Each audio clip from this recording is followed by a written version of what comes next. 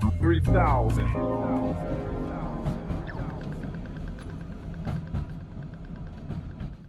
What is doing? My name is Maloney. This is the 3000 podcast. I'm joined today by a very, very heavily requested guest. I've got Johnny Crates Idem here. Thanks for coming, man. Thanks, Chris. Thanks for having me. It's been a long time coming, but we've finally got you in the studio, and you've got a lot of history to cover. I know you've been asking me for a while I've been to come hounding in, you but you know, for a long time. we got there. We got there. I'm here. All right, so let's go way back. Let's start at the beginning. Yeah. I know that you're born in the 70s sometime, but where does hip hop kick off for you, or how does this whole journey start? Probably 83, 84. Around that time. Yep.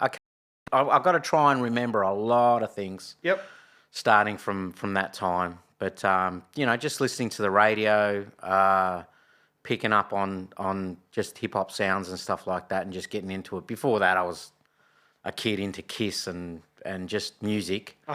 But then, just listening to hip hop for the first time, on the TV, probably Buffalo Gals, all that stuff.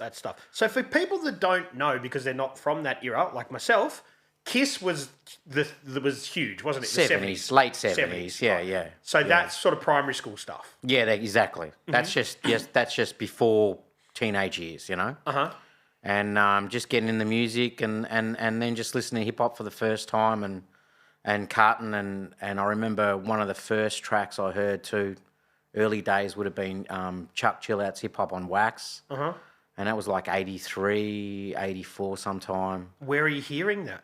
On the radio. Right. I heard it on the radio. So I went out and tried to grab it. You went shopping, in the city. There was a place in Moonee Ponds too, down near my way. That was a record store that imported records, and then just tried to search for hip hop, but it was difficult. Yeah. So then it's like, is there Fox FM? What radio stations are there? Triple R. Triple R. Triple R was around. So that was independent. So they were getting different sort of, not as commercial music. There was a show that was on the weekends, and they played like dance music and high energy and Euro. House, not house, because that wasn't out yet, but disco. Euro dance. Yeah, disco and stuff. And then they'll slip in a few hip hop tracks here and there, so you'd get to hear it for the first time, and then I'd try and search out for it. But we're probably skipping a half a year or so, because I remember buying Breakdance soundtrack early in the days when it came out too. So yep. Okay. So Breakdance was one that changed the game for a lot of people. Yeah, I reckon so. For me. Yep. And buying that in brushes and searching for other sounds too around that time. Yep. And that's where the love for music kicks off? I reckon. I can't even think anything before that, apart from, my parents buying Sesame Street Fever for me when I was real little. I've got that, yeah. Yeah. So that's like a record they bought me when I was a kid, but yeah. And that's like Sesame Street covers Bee Gees, basically. That's it, yes, that Ain't Night Fever. Yeah. It's pretty funny. The cover art's awesome. Yeah. It's we barely had a turntable at the house, so I couldn't hear it very well, but I remember having the record. Were they encouraging for music with that your family? Oh, I listened to Latin when I was a kid, so they used to play Latin off tapes and stuff like that from friends. So I grew up listening to Latin music. Which is diverse to most people, I guess, that were probably listening to more rock and that sort of radio stuff. Yeah, not for me, Latin. I just grew up on Latin, so I tried not to collect too much of it, because I got into the funky Latin stuff later on, but because I grew up on Brazilian and Latin music, so I'm listening to that in the house all the time. Yeah. All the time. Can you understand it? Yeah, I can understand it. Can't speak it very well. But you can, you can pick up what they're putting down. Yeah, exactly. Yeah, for sure. Oh, nice. Yeah, absolutely. So in your early teen years, you discover hip hop. You're seeing these film clips. Is that where you're exposed to graffiti? I think so. Yeah, I can't even remember exactly how I got into hip hop, as in the first month or whatever. But I just remember meeting friends in high school, like Reem. And what school are you at? Gladstone Park High School. Okay, and that's a pretty new kind of area? Is it probably? Established? Yeah. Probably. It was within the 10-year kind of... Right. Yeah. This is 70s. This is early 80s high school. Uh-huh. So this is year 7 now that I'm in. Grade 6, I remember breakdancing and stuff like that. So I remember in grade 6, I remember catching a bus to Broadmeadows and then at the shopping centre there and seeing other breakers breaking. So this is early. Must have been 83. Breaking at Broadmeadows Shopping Centre. Exactly, at the shopping mall there. On cardboard, or they're just on on the concrete? right in the shopping mall. Oh, in the mall? In the mall. In the mall. So it's like there's this little back area that was in the mall. Uh-huh. And then they were kind of breaking there, but no one really told them off, so they were just breaking. I wasn't good enough to get into the circle or whatever, but because I was young, you know, like 12 or something. And I remember seeing them breaking, and you know they were in gangs, so I can't remember the name of the gangs or whatever like that, but I knew that they were you know heavily into that. This is early 80s. So they got the denim jackets with the rockers on and that sort of thing. No, I don't think nothing like that. I just remember tracksuits. Yeah. Them rocking around in tracksuits. So I just can't remember their names. Nothing. But that was your first time seeing hip hop culture in the flesh, and you're like, "This is happening here, not on TV." Yeah, I think so. I think so. Like I can't really remember back before that, so I could imagine so. And then a year later, sort of getting into high school, and then meeting Reem, and then that's when the graph took off from there. So he's got little tags in his book, or how did you sort of? Don't even know. Oh, yeah. I can't even remember. Yeah. But you guys just clicked. Yeah. We were just into hip hop, and he's the first dude that took me towards the city, to the Marble, and that's when I met like a few, breakers and riders there. Like I remember meeting Jewel there, and I think Pest was there, and I remember Reem used to know Wisp and Bondi, so I remember meeting them. Yep. And very hazy that year, very very hazy. Well, it is a while ago. I can remember being at the Marble and going there. Yep. But not breaking there, just watching them break for like a half an hour, or whatever, and then I was taking it in. Yeah. So for people that don't know, the Marble is a place like I think that's no longer really there, but it was where people used to hang out. It was like a thoroughfare between two streets. Yeah. Yeah. I think they used to just hang out there for about a year. I don't think it was that long. Right. Maybe a year or two or something. I don't know. Till the city square kind of became the because I just remember the city square a lot after that, not hanging out the Marble too much. So I must have been towards the tail end of the Marble, maybe. Okay, right. And so this is generally on a Saturday? Saturday. Yeah. Sundays the trains weren't running that much and the people weren't going to the city? Yeah. I didn't even head into the city on a Sunday. Not really. But Saturdays, you go in there, you can see some hip-hop culture, you check out some records. Is that sort of what's going on? Yeah, and even the record front-wise, I'd buy a record once a week. So I'd go into Central Station and then the City Square. And then they had the graffiti board thing. Yep. In the City Square. I think that's why we hanged out there. Do you remember seeing anyone paint the graffiti board? Yeah, I used to tag it. Yeah. And a few others it used to be Bond, But yeah, we just hung out there for a year or two, and then went on to the riders' bench in Richmond. Right. So you are meeting riders for the first time there before the riders' bench. Who are you meeting? Yeah. Oh, just all the. I would have met Peril and Paris back then. And 84 we're talking? 85? 84, 85. Right. I think we're talking 85 now. Yeah. Just can't remember. Of course, Ransom and Disguise and Prime, all the USA crew, and a whole bunch of other riders that I can't even remember their names. But, they're out there. They were out there. Yeah. So that was sort of the place where everybody from every different corner of Melbourne would converge on the weekend to kind of, and you'd learn, There's famous pictures even in Kings Way, and I remember being there on the time of the picture, because I think Chrissy took one of these pictures where we're all hanging out there. Yep.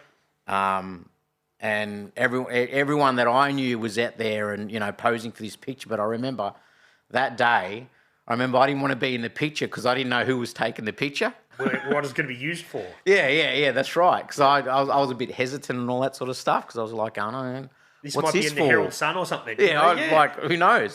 Yeah. So I didn't jump in there, but I remember everyone was just going, come in, get in the picture. And I'm just going, nah. Nah. So I just remember that pretty well. Yeah. So then at that stage, your record collecting or record purchasing is something you can't do because you don't have the money, right? That's right, yeah. So you're involved in hip hop through graffiti, and that's sort of your primary entry into it. Yeah, that's it. Yeah, the breaking initially, like that first year before the graph, breaking under the carport back in Gladstone Park, Did you have a B-boy name? Nah. No, not at all. I didn't even have a writer's name then, a writing name then. It wasn't until I just started writing that I did, and that was Mera, Mera. And then that's it. So Mera was your first word, yeah, and that's when you're hanging out with Reem as well. Yeah, right. Yeah. Okay, and then so we decided to start up DMA. Put the three letters together. But yeah, I think he wanted to call it the Magic, and then I think it was called that for a month or two, and then we changed it up after that. But the Magic Artist. Yeah, the Magic Art, maybe. The Magic Art. Okay. As I can't even remember because he basically made it up. But then I'm pretty sure Tame and you and we all just started changing it to Mad Artist. But I can't even remember the Magic in there. Like I can remember it for about a month. Right. I can't even remember it being in there for that long. Yeah. So Magic's gone, Mad's in. Yeah. And so do you remember meeting Tame and you for the first time? So then I remember me and Reem had a conversation on the phone. So it was just the two of us, and I said to him, I met someone at City Square, and it was Tame. Mm-hmm. He wasn't even, the Tame wasn't even, he hadn't even wrote up that name yet. Uh-huh. I can't remember what he was writing before that. I let him speak for that. Okay, yeah. And then I remember meeting him for the first time and then saying to Reem, I just met someone, we should get him in the crew. And I remember Reem being pretty hesitant on it, just saying, we're just the North kind of crew, whatever. And I said, no, I'm going to broaden it. We're going to go all out, all over. And then... he just agreed, and then I just said, yeah, cool, all right. So it's the three of us, and then I remember one day, maybe a month later or something like that, maybe only even 2 weeks later, me and Tame met New at the City Square. Mm-hmm. So, and then it was the four of us, and then me, Tame, and New got Brink and Mission in, and then, Plot and Ab after that, and then so forth and so forth. But just to be clear, I only wrote between 85, 86, 87, that was it. Right. By the end of 87, I'd stopped writing completely. But they're very formative years in Melbourne and Australian hip-hop. Yeah, I had a lot of fun in those 3 years. Yeah. Yeah, believe me, I had a lot of fun. And so when you were writing in those years, it's markers predominantly? Whatever, you got to 20 mils. 20 mils? Yeah, so the 20 mil markers. Which are at every newsagent, are they? I don't know, I can't even remember. Can't remember where I racked them from. But yeah. And that was just what you did because there was no purpose-built graffiti supplies. You just had to figure out what you could. I was the worst paint back then too. Right. So the worst paint. Yeah. I mean, and I was mainly just someone who tagged up and wrote up. You know what I mean? I didn't piece much. Uh-huh. I didn't piece at all. Basically, I did a little bit, but very, very little. Right. Very little. So I wasn't very good at that. But inside, so I wasn't an artist. Yeah, but you were repping the mad artist. But that was... But yeah, so you were mostly sort of insides, tags, that sort of thing. Yeah. Right. Yeah. And making a name for yourself, though. Yeah, like a bomber. It's just got up everywhere. You know? Yeah, absolutely. Yeah. And so then that's where you meet those guys. But it's interesting because you said, I'm not much of an artist, but the other dudes in the crew definitely are pushing the art side of course. Yeah, yeah. Once I'd finished in late 87, Tame and you took it to new heights, you know what I mean? They took the crew. Yeah. So, I mean, even Reem wasn't even writing then. So he was barely getting up at all very much, you know. He was really good at piecing on paper, but he didn't really piece too much on walls and trains and stuff like that. Yep. I don't know for what reason, but I remember seeing his pad and his book, piece book or whatever, and he had the dopest style, you know, for back then, you know, 85, 86. Because it's at that stage, you've got nothing to reference except what you can see in front of you. Yeah, well, I remembered watching Star Wars for the first time at Tame's house. What and that year would is have been 85. Wow. So that was the first time I ever watched it, so I was just blown away. You know, we had a dub of a dub of a dub of a dub, like you just did back then, but it was on VHS, and we just watched it, and it's like, you know, we just watched it again straight away as soon as it finished. Play it again. Yeah. You know, Pausing it, looking at what certain letters and that sort of thing. Just everything, you know, just taking it all in. Just imagine watching Star Wars for the first time in '85. And so, that's an influence. Subway Art was doing the rounds at that stage? Yeah, we'd already had Subway Art. We already grabbed that. That was at the bookstores in the city. So And that was where a lot of the style really originates from because... Straight out of New York, Yeah. That's it, you know. Melbourne was influenced by New York, I'd say. For sure. Yeah. But I think the whole globe was at that stage because that was really the only piece of literature that documented graffiti. And around that time, I have to note, it would have been whenever Beat Street came out, we watched it in the cinema. So the first showing, the premiere, the premiere of Beat Street, we watched it in the cinema. In the city. So a whole bunch of riders all went down there. Yeah, in the city. Yeah, I can't remember exactly what cinema it was, but I remember speaking to quite a few people like lately in the last 10, 20 years or whatever, and they're saying, yeah, we were all there, you know. So, you know, we all went there, and I remembered, you know, a whole bunch of us all went there on that day. Yeah, and that we were blown away. And even though it was a Hollywood movie, still it was a movie about hip hop, you know. Yeah, and that's back then. And does that change the way that people perceive it and the way people are talking because we're just seeing it differently? Like the whole not talking? Nah, just the music, breaking, and graph. You know, not dressing or, you know, attitude or whatever. Just just influence from the music, the graph, and the breaking. You know, because it's hard for people to understand now, but hip hop was such a subculture then that people didn't really understand. So when you found other people that were into it, they got it. But a lot of people, say the Bogans, they weren't about it, were they? Yeah, well, I never even thought of it that way. You know, I was just in a bubble. You know how you just kind of want to hang out with people that are into the same music, into graph, into breaking, whatever. I don't know. Everyone else was just like you just said hello to, but you didn't really converse with. That's what I was like, you know. I kind of just wanted to hook up with other people that were into the same things I was into. So then the City Square kind of is still a place, but the ride, and I'm guessing the riders are more gravitating towards Richmond, the riders bench in the mid-'80s? That would have been 87. Yeah, start of 87, I think. And is that because something happens at the City Square or because... Nah, it's like everyone just realised while we're hanging out here, you know, we should be hanging out at a train station where we can see all the trains roll in and see who's up, you know? Yep. Like a rider's bench. We were at the rider's bench, but it was at the City Square and there was no trains around. Like, we couldn't see anything running. It's like... And Richmond, well, it's a station that gets a lot of lines through, so... Yep. I can't remember, it wasn't me that first started going there, so I remember someone got together and did a smart thing, you know, because I was thinking, why are we hanging out at the City Square for? It might have even happened organically where people are catching the train to Flinders and they're like, just hanging out. There's a few dudes there that we know, we'll get off, and then it sort of built, you know? It must have been, Yeah, someone's got to own up on on first, you know, hooking up the Richmond. But again, it's happening also from Star Wars where people are hanging out at the bench, so they're just like, well, let's have our own version of it, you know? Yeah, it must have. Well, I don't know why it didn't happen earlier. That's the thing. I don't know why we didn't hang out at Richmond Station like the year before. Yeah. And what was it always the same platform? Was it or some just where people were congregating? Yeah, I think so. Just wherever someone was. It was in the middle somewhere, you know. Yeah. You could see, you could get off the train and just see where everyone's sort of there. And so the riders' bench, you're meeting new riders, but also the crews that are coming in from the city, from they're going there as well. But I guess it's about 87. It's getting more legs. A lot more people are riding. Yeah. See, and that's the tail end of where I kind of left.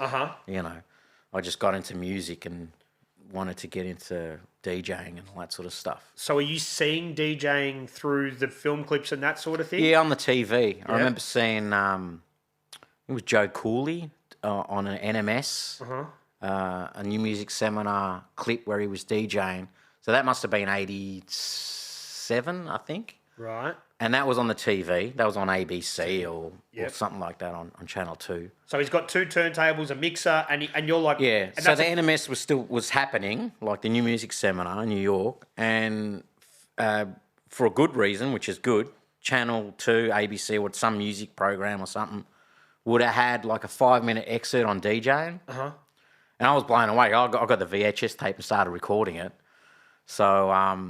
and I remember just watching it over and over again and just seeing DJing and just being blown away, you know, just going, oh man, I want to get into this shit. You know, this is mad. And I haven't got 2 turntables yet. I just got a mini hi-fi, so. Right. Were you already trying to manipulate music with it? Yeah, on the mini hi-fi. Yeah, you were. Scratching on the, and crackling the volume on the mini hi-fi. Well, and even just jumping from tape back to record or anything like that? Nah, nothing like that. Just cutting up. I didn't do any mixing or anything like that on that. But just I remember ruining the volume control with it, and then crackling started happening on the volume control. Yeah, from ruining the mini hi-fi, but ruining records on the platter as well. Yeah, and you can imagine those needles weren't prepared for what they weren't made for that. No, I've ruined some records from that, but I still got them old records too. Do ya? Yeah, oh yeah, with the ruined, worn out records on the flip side, you know. So there's no one that you can really talk to that's on a level, because everyone's learning at the same time as well. You can't really go, all right, this person's DJing. Yeah, already. I didn't know anyone. I hadn't met any other DJs or anything. Just going off by TV, I think. Yep. Just watching other DJs off the TV from America. Yeah. You know? It must be an exciting time because it's all so new. Yeah. Yeah, of course. Yeah. Yeah, of course. So then if you go to Central Station and those record stores, have they got 2 turntables and mixers there? Yeah, but I didn't see any DJs on there or anything like that. People are literally just getting records, listening to them and buying them. Can't even remember any of that. Yeah. There must have been headphones hooked up to turntables because I remember hearing stuff. But yeah, I remember going into Central Station in 86, 87 and, you know, they had $3.99 12 inches down on the floor sometimes, and going in that box and pulling out a few nice 12s, and they're quite rare now, so that's all right. That would in 87, $4 is a lot of money. Oh well, $12 was the normal price for a 12-inch back then. $9.99 or with inflation, that's got to be like $100 now. Oh, it was a lot. Yeah. But you know. Later on, I found out how much they were getting records for, and they were ripping us off. It's supply and demand. They had the market cornered, you know? Yeah, I think so. Yeah. Oh, well, they were getting tunes that they were getting, you know, 12 inches and albums that no one else was getting. So it was the only way you could get them. And if you're young, 16, 15, 17, whatever, buying records, well, how else are you going to get them? Yeah, you know? Definitely. So then you start to get a little bit more money so you can buy more records, and then the graffiti stuff is you're still paying attention, you're still hanging out with those people, but you're focusing more on the music. Well, you're talking about 87? Yeah. Well, don't want to jump forward. What about... No. Well, I'm buying a record a week, but, you know, I'm still writing and stuff, and that's about it, you know. I mean, I could go back to 86, meeting Prono for the first time. For sure, let's do that.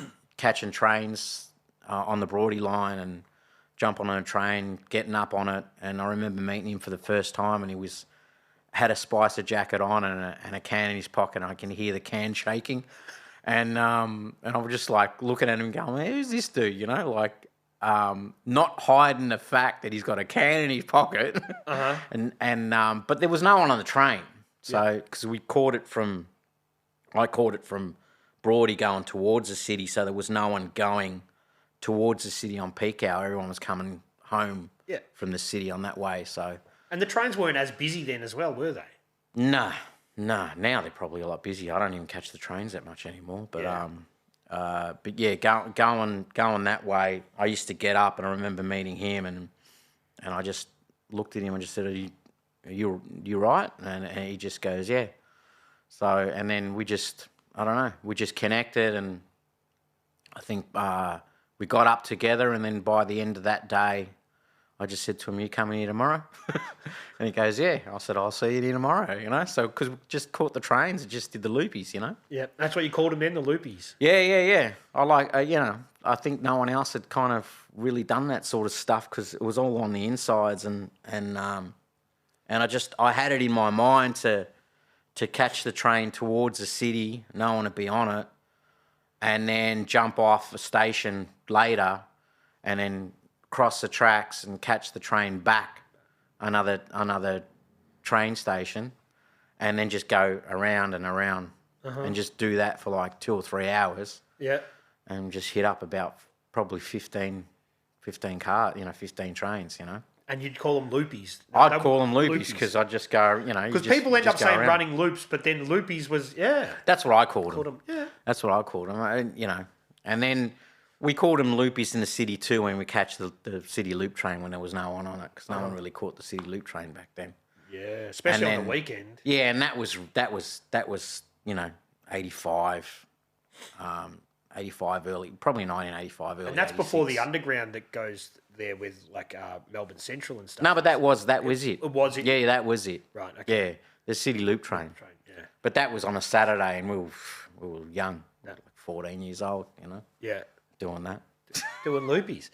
So then the graffiti, you're still interested, but it's not taking your primary focus. Your music's I just kind of like late 87, that was it. I was just all like, I wasn't even following what anyone was doing. Right. You're still friends with those guys. You must see what New's doing and everything. And I kind of caught up with them maybe once, twice a year. Like, oh, wow. Yeah, okay. I was completely out. Like, I was just like, I think I was just focused on music and collecting records, and then just really getting into 2 decks and all that sort of stuff. It's like I don't know, I was just... Yeah, I can't even remember that. No, but you were obviously so hyper-focused because the DJing was just what you wanted to do. Yeah, so you were just like, there's everything else. You found your section of hip-hop culture that just focuses. I don't think I had in mind what I was doing, you know. All I know is I was enjoying myself, and I was thinking, I'm going to try and be like a DJ and try and get right into it, you know, and practice and do whatever. So do you buy your first turntables? Are they? So I got a job. You got a job. So I got a job at a hardware store. Oh, that would have been helpful for your mates, though. No, not at all. I wasn't even thinking of that at all when I was at the hardware store. Yeah. Which is odd. Yeah. No, I was just thinking about earning money and just getting my first first 1200. You know, and this was 89. And what were they retailing for then? $700. You remember that? Yeah, I remember that. Yeah, that was a lot of money back then. Oh, it still is, you know. Yeah. So that's a 1200 Mark II or something. Yeah. I guess the Technics. Yeah. Yeah. Yeah. So I bought one, took that home, and then 2 weeks later bought another one. Did you have a mixer? No, I bought it. Oh yeah, I had that. That's right, because I had 2 belt drive turntables before that. Right. So that was early '89. 2 belt drives and a realistic mixer. So for people that don't know, belt drive turntables are, it's like a perishable plastic rubbery belt there. So when you scratch or when you let the record go, it's slow sort of latency. Yeah, this shit. They are. But it's a turntable. Yeah, I had them for about 6 months, I think. Yeah. Maybe 8 months. But then you need a direct drive one where the motor goes straight through and it'll turn. It's good. It's good to learn on, but yeah, don't expect to be having it for more than a year. But I guess it's one of those things. It's like, you know, when people struggle through having crappy equipment, once you get the good stuff, you're like, oh, how easy is this? Yeah, exactly. Yeah, you're like a pro when you're on the 1200 after learning the belt drives. So you got a realistic mixer, and I think the early realistic mixers didn't have a crossfader, or yours did? Mine did, because I didn't buy the really early ones. Right. I bought mine in '89, so they already had the crossfader. 4-channel, 2-channel? It's a 2-channel. 2-channel. But I remember, the master volume 2 channels. I can't even remember. Yeah. And you're getting that from like a record store? Where are you buying those from back then? They're from Tandy.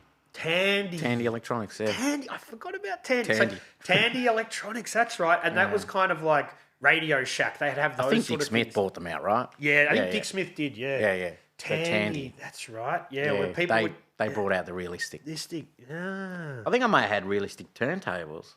The belt drive ones. Yeah, they could have been realistics. I can't remember what brand they would have been, but they were cheap. Yeah. I remember they were like $99 or something, $100. Oh, wow. Yeah.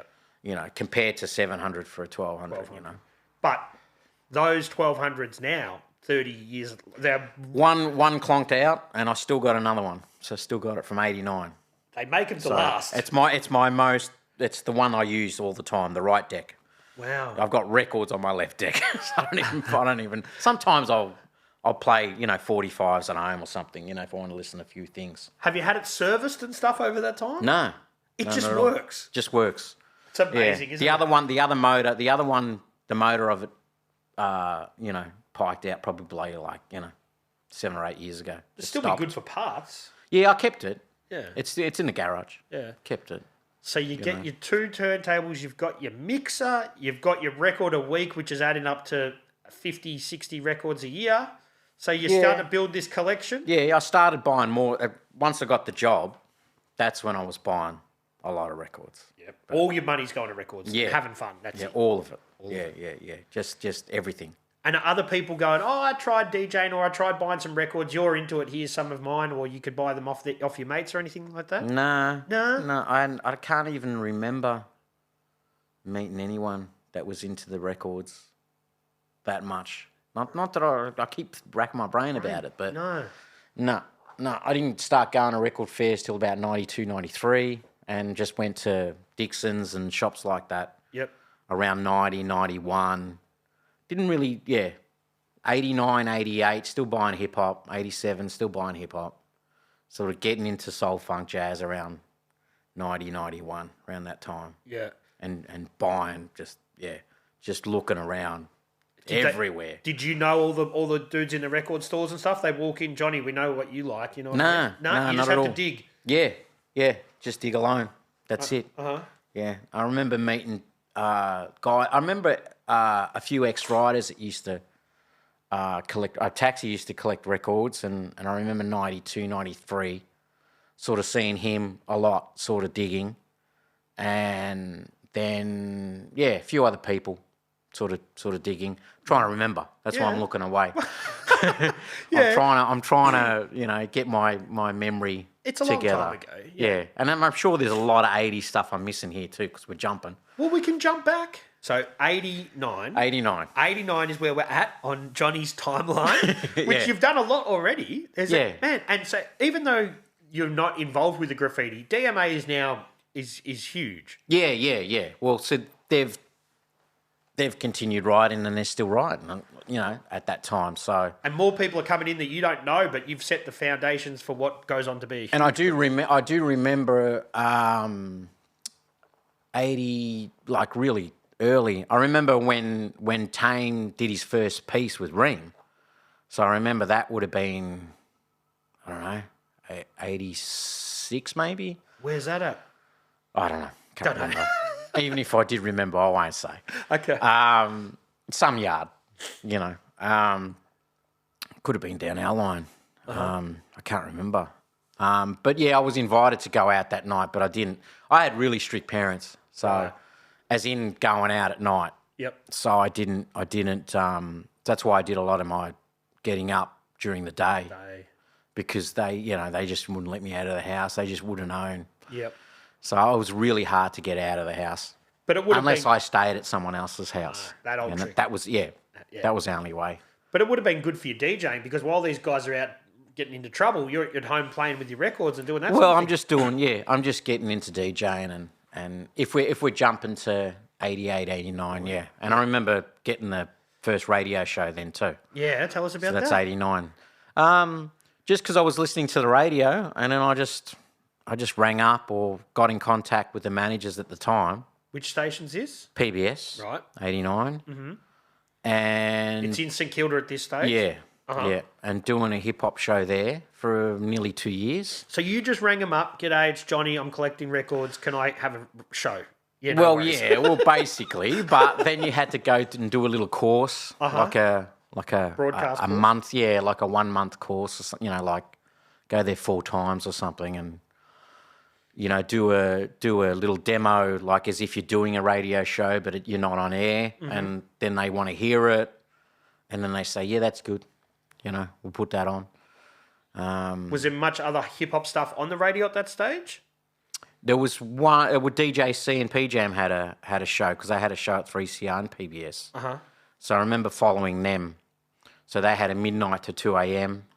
and then I did 2 a.m. to 7 a.m. That's a proper graveyard shift. Yeah, yeah. No, it was a lot. It was a lot of fun. On a Saturday night or on Sunday a Saturday morning. night. Yeah, Sunday morning, yeah. essentially. Yeah, well, Saturday night we called it because we caught the train in at 11 o'clock at night or whatever, and got there probably midnight, like during DJ C's and PJam's show, and hung out there for a little bit, and then I did my show from 2 to 7. Had all the boys in there. Had by that stage I'd met other rhymers and stuff like that, and some other DJs, and they used to come in. And like who? Like give us some names if you can think of any. So I remember getting together with Shawnee B, Beaker, he was known as back then, and Mad Hat, Ron,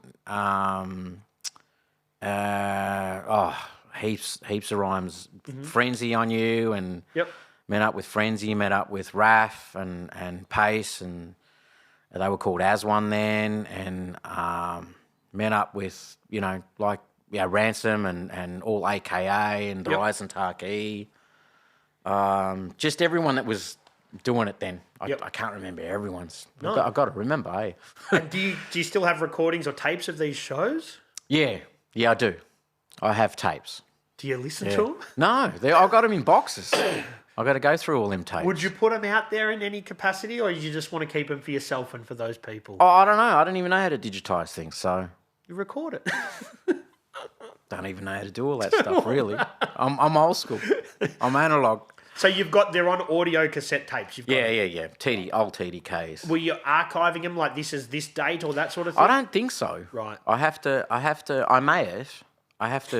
should spend a whole day just, going through them boxes of tapes. Some people may not want it out there, and some people probably really want it out there. You know what I mean? Yeah. So, I don't know. I mean, there wasn't... Yeah. I mean, I wouldn't... There's a lot of music, obviously, in between. You're just playing records. Yep. But then you got the in-betweens where you're just chatting and just, Freestyling? Yeah, all that stuff's in there. All that. Yeah. So were you mixing the records then, or are you playing this new record and then sort of... Half and half. So sometimes I'd bring me belt drives, and then later on I'd bring the 1200s. Sometimes. On the train? On the train, yeah. From Gladstone Park, you catch a train with 1200s to St Kilda. Yeah, me and this other mate, Sean, not Shawnee B, but another Sean that I knew from high school earlier. He'd come in sometimes too and help me bring those turntables. But if he didn't come in, I wouldn't bring him in. So I probably only brought him in like 10 times. Still an effort though. Yeah, I know. It is a big effort. A big effort.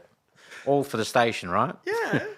All for that. And so people must have been like hanging for hip hop though, because you're going to that effort and they're not hearing it on any other computer. No, that's another thing I remembered. I remember Puzzle ringing up like 4 or 5 in the morning saying we're peacing. I've got headphones on, we're listening to the tunes while they're in a yard somewhere, You're soundtracking our panels. Yeah, exactly, A few writers had rang up and said that, because you had the whole shout outs thing during the night, And that's really... It's a lot of fun. For sure. And people talk about this now with the digital age, but about building a community. That is building a community. People ringing up. You've got a full community built around a show. On a radio station, which is, blaring out, I don't know, it goes out pretty far. Yeah. That station. So they got a good antenna. Were the management like saying anything about censorship? Could you have swearing on there? Could you say the wrong thing? Oh, I got kicked off on there from saying shit. Well, I didn't say shit. But the Rise on Tarkey came in one night and they were saying shit. I think I was playing like... I remember the track I was playing was Funkadelic Loose Booty, and then we were talking about stuff like that, and I wasn't doing much of the talking. Right. And then, I think management heard it, and they just told me I'm no longer welcome there. Oh, wow. And that was after a couple of years. So, right? yeah, and I had guests on very rarely. There was like 3 or 4 shows I was there alone. So every week I'd have guests in there and freestyling, hanging around, DJing, whatever, just the whole bit, just whatever, just smoking and drinking and leaving beer bottles around in the studio, shit like that. And what time did the show wrap up every week? 7 a.m. So 2 a.m. to 7 a.m. And then you got to catch the train home. And then, the trams or whatever had just started. So catch the tram, 2 trams. Yeah. So, it was just, when you're young, you got energy, you just do it. So you were still in high school at the start of that? Yeah, so I failed year 12. So 1989. For having strict parents, they must have been like, you're throwing your school away for this. Yeah, well, whatever. They passed away now and they're proud of me. So, Oh, that's awesome, though. But at the time, they must have been like, you've got to focus on school. Yeah, well, not only that, it's just like I didn't do anything for 3 or 4 years. Did that hardware store job and quit that because I wanted to pursue DJing, and then I wasn't even earning that much doing that. So I was just, doing my thing, and I don't know. I just wanted to do my own thing. I didn't give a shit about sort of working 9 to 5 anymore, Yeah. So 80. So when does it? So 91, you finish that show. Yeah, it must have been. Round about that. Yeah, it must have been. Yeah, it would have been 91. And then hip hop's becoming. It sort of had its popularity. It sort of dropped off, but it kind of comes back again in the 90s. No, it was always there. It was always there, but it wasn't. At the start, it was like in the mid 80s, it was huge, and then it kind of sort of has a bit of a lull in popularity. No. Never even noticed that. No, I don't know. I was young, but I've heard that it sort of goes in the 90s. Really? It kind of has another boost of popularity. No, no idea. No idea. Okay, so it's like when people tell me records are back in. It's like didn't go anywhere. Yeah, no, that's true. Yeah, if you've always had records, then you've always had records. Yeah. But I think what they're saying about that is that maybe the young generation is more buying them when it used to be I know. the older people. I know. Exactly. Which is a good thing. It is a great thing. Yeah. So the 90s CDs start to become a thing. Yeah. Did you ever fuck around with CDs? Nah. Made CDs. Yeah. Just because it was cheaper to produce. Yes, yeah. But apart from that, nah. Mm-hmm. No. I didn't collect CDs or anything. And then are you doing more sort of DJ gigs? Like, are you doing the mobile thing? Are you doing bars and pubs? Not really the mobile thing. I had me and a mate from high school, Sean. We did a bit of mobile DJing, but very rarely. Maybe 5 gigs or something. Yeah, you got to play what the like party person wants, and then didn't like it. No, yeah. Not for you. Couldn't play the hip hop. Right. Yeah. So then you start doing other gigs at bars and that sort of thing. So that didn't start till about 96, 95. Right. Around about then. Right. So the 90 to 95 time, that's when I was, DJing the double copies with the ultimate breaks and beats, getting into that around. So you're digging 89, just for 90. breaks? Yeah. So I'm not even digging for funk and soul and jazz to listen to. I'm digging because I wanted to find the beats to loop up and it's a sample and that. And because you're thinking about production now. Yeah, and double copies of things. Yeah. So if you want to get, double copies of the first Funkadelic and stuff like that with the break, whatever, doubles of things that got breaks on it to do the doubles. Mm-hmm. I don't know. It's not much of a studio thing to do that, but you're just kind of learning still. And I remember Ultimate Breaks and Beats being a very much influence on me because I'd want to search out for the originals that were on the Ultimate Breaks and Beats, which it didn't. By the late 90s, I'd had them all. Yep. Including the harder ones to get. And that's just from digging around Melbourne shops. And I went overseas in 97. Oh, where'd you go? Everywhere. Everywhere. So I went from Vancouver all the way down to LA. So I did the whole West Coast digging. So, it's Vancouver, Seattle, Portland, Oregon. In 97 in Seattle, that's when I met Danny Supreme He had a label, Conception Records, and he was a DJ. Still is a DJ. I met him, hanged out with him for a little bit, and because I was there in Seattle for a week, keep going down towards LA, did all the digging spots along there, San Francisco, then went over to New York, Boston, did all that area. How are you taking the records back? Are you shipping them back? Every city or town that I was in, I'd go to the post office before I head out and catch the Greyhound. So I was Greyhounding it on the bus. So I'd go and, vivid memories of me walking from, because I stayed in hostels, from me walking, carrying, and I when I collected the records, I was putting them under the bed, the bunk bed in the hostel. Hoping no one pinches No one had pinched them, no one did. But, these days I wouldn't trust that shit. But back then, I suppose they didn't know what they were. Cover the box up with clothes, whatever, and shove it under the bunk bed. Mm-hmm. The next morning, I would walk down a street with 80 records in a box. It'd be so heavy, 25 kilos or whatever, walking down to the post office carrying it. I wouldn't do that crap now. My back hurt. My back hurts now from just thinking about it back then. Stuff. But that to ship them back to Australia, you got to worry about, are they going to make it back? Are they going to get damaged? How much is it going to cost? They always made it, but it cost a bit. Yeah, but it was all sea mail. Yeah, I sent them. I couldn't afford crap, so. So it'd take 6 weeks or something. Yeah, but I was still travelling. So by the time I got back, the boxes had arrived. So. It's exciting. And I'd send it to my parents' place, so they'd get it and go, what the hell? Another box, another box, another box. But, records were cheap back then. You just had to dig. Yeah. And did you, doing those digging circuits, you'd see other diggers? I'd met a few people that I didn't even realise who they were until maybe later. But I'd forgotten a lot of people's names, and I'd chat with people, say, for 20 minutes or a half an hour, and then lose contact later on. So I don't know who I met. No. So after that. Pre-internet, so are you looking up record stores in the yellow pages and stuff? I think it was the yellow pages. Yeah. There was no other way. And you just I found them. So you found yeah. Well, you just go to a new city. Where's the best place to go? Yeah, I think so. I think I did a lot of that as well. Yeah. Like if I'd go to a shop and it was a known used record shop, it'd be like, where's another good spot? I'm only in town for 2 days. And then they'd point me out because they knew I would finish digging in their joint. May as well send him to my mate's place. Yeah. Or even if they were, didn't like each other, they'd still send you over to the right shops because they knew they wouldn't see me again. Yeah. I'm gone. Yeah. So I did that, and that was a lot of fun. You were digging those things just to tick things off your own personal collection, or with the idea in your head that you're going to produce and DJ with them?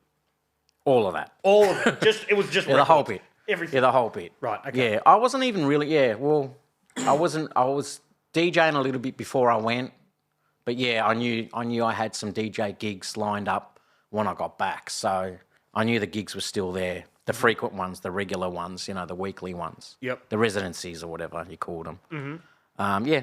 So So then, let's go back a little bit. Yeah. So in the 90s, you are thinking about production. You've met a lot of rappers at this stage. Oh, so we should go back to... Go back. Yeah. Go back to 90. Yeah. 89, 90 when I'm doing the radio and all that sort of stuff.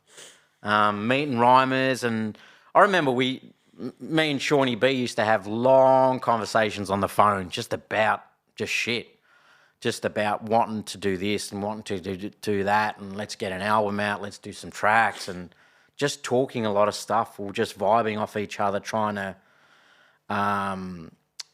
just do something, be creative, just make some tracks. Has anyone done anything like this that you're looking up to at this stage? So AK had their 12 out already. Right. PBR, Park Bench Royals, already had their 12 out already. Death Wish, maybe? Yeah, but I wasn't really into the Sydney stuff much. It was just... I was kind of in the Melbourne bubble, Yep. I remember hearing it. But yeah, I wasn't influenced at all with the Sydney sound. It was just like I was into a New York sound, so I was mainly influenced by what was happening in New York. 45 King production, everything on Wild Pitch, like all that stuff that had come out. I remember hearing Main Source album for the first time. All that stuff that had come out out in New York. The Finesse album, all that New York sound. Mm-hmm. And so you and Sean wanted to sort of make your version of that, record something. Yeah. That was the idea. Yeah. So I remember having an 808 drum machine. Mm-hmm. I can't remember. Probably 89. I bought it. Where did you get that No, from? I can't. Probably on Trading Post or something. Trading Post, something like that. Yeah, something like that. Cheap. Yeah. I remember only paying $300 for it or something. Mm-hmm. But I remember selling it a few years later to Michael Hutchins. So you sold it. You sold your 808 to Michael Hutchins. Yeah. Well, he didn't come over to the house. He had someone he knew come over to the house, and I sold it to them. And he said, "This is for Michael Hutchins in his studio." And I said, "Oh, okay." But at the time, I didn't think nothing much of. I'm into hip hop. I'm not into rock and pop. So yeah. Who gives a shit, you know what I mean? In my mind. But later on, I always remembered, I said, yeah, my drum machine went to him, What year would have that been? 90, maybe 92. Wow. Maybe 92. So some demos could have been made on that are huge. His stuff, yeah. Not the shit that I made. No, wow. No, I was just messing around with it. Yeah. And not putting anything out, like using the 808. Mm-hmm. But I remember liking it, but not getting into the sounds that much. I was more into sampling the drums rather than using the drum machine. Again, New Yorky sort of stuff. Yeah. Yeah. Not the LA, but the New York. Yeah, exactly. Right. So but you're still thinking production, I'm just going to do sample-based production. Yeah. Yep. Yeah. So that's... And you've got the records for it. Yeah. So at the time I had... So that drum machine I had in the early 90s, and I had a really bad... small keyboard that had like 1 second sampling time or whatever. Right. And couldn't do anything with it. Couldn't do anything with it at all. Just messed around with it. So then after that, I think we just messed around with 2 turntables and a mic, and we recorded stuff, and we just used to play it like these little demo things on the radio at that late night radio show that I had. Mm-hmm. After that, I would have got a W30. A Roland W30, a hard bugger to use. What makes that harder? Just I don't know. I remember racking my brain trying to work it out, and I worked it out. And did you read the manual? You just sort of try and push buttons? I can't even remember. I can't remember how I learnt how to use it, but I learnt it, but it was just a bastard to use, Right. And it took a long time to make a track, It took me like 4 or 5 hours just to put 5 samples together, right. that in the way that I wanted it to. Because in your head you had it sorted. Yeah, of course. Right. Yeah. In a minute I could get it all done, but not with that thing. You're limited by your hardware at that stage. Yeah. But I remember, learning it to what I wanted it to do. Mm-hmm. Putting the samples on the different keys and, sequencing it in there and everything. And then later on, just got sick and tired of it and just didn't want to use it anymore. And it was a good number of years before I used the sampler again after that. Okay. But I did some nice things off it. I did 3 tracks for Prowler that came out in 94. So hang on. Let's okay, we're jumping in. Let's talk about how you first meet Prowler then. I can't remember. He was just there one day. Yeah, no, I knew that he wrote and he knew that I wrote, but I can't remember. Right. I can't remember the days of first meeting him. But was he DJing then? Was he producing, or you just introduced? Wasn't producing, just rhyming. Right. He was just rhyming. I think I may have met him. Through another guy, Tony, who did the P&P tape before. Tony and George, they were brothers, did the P&P tape before I did 3 tracks off Prowler's first solo EP cassette thing. Maybe, because I can't.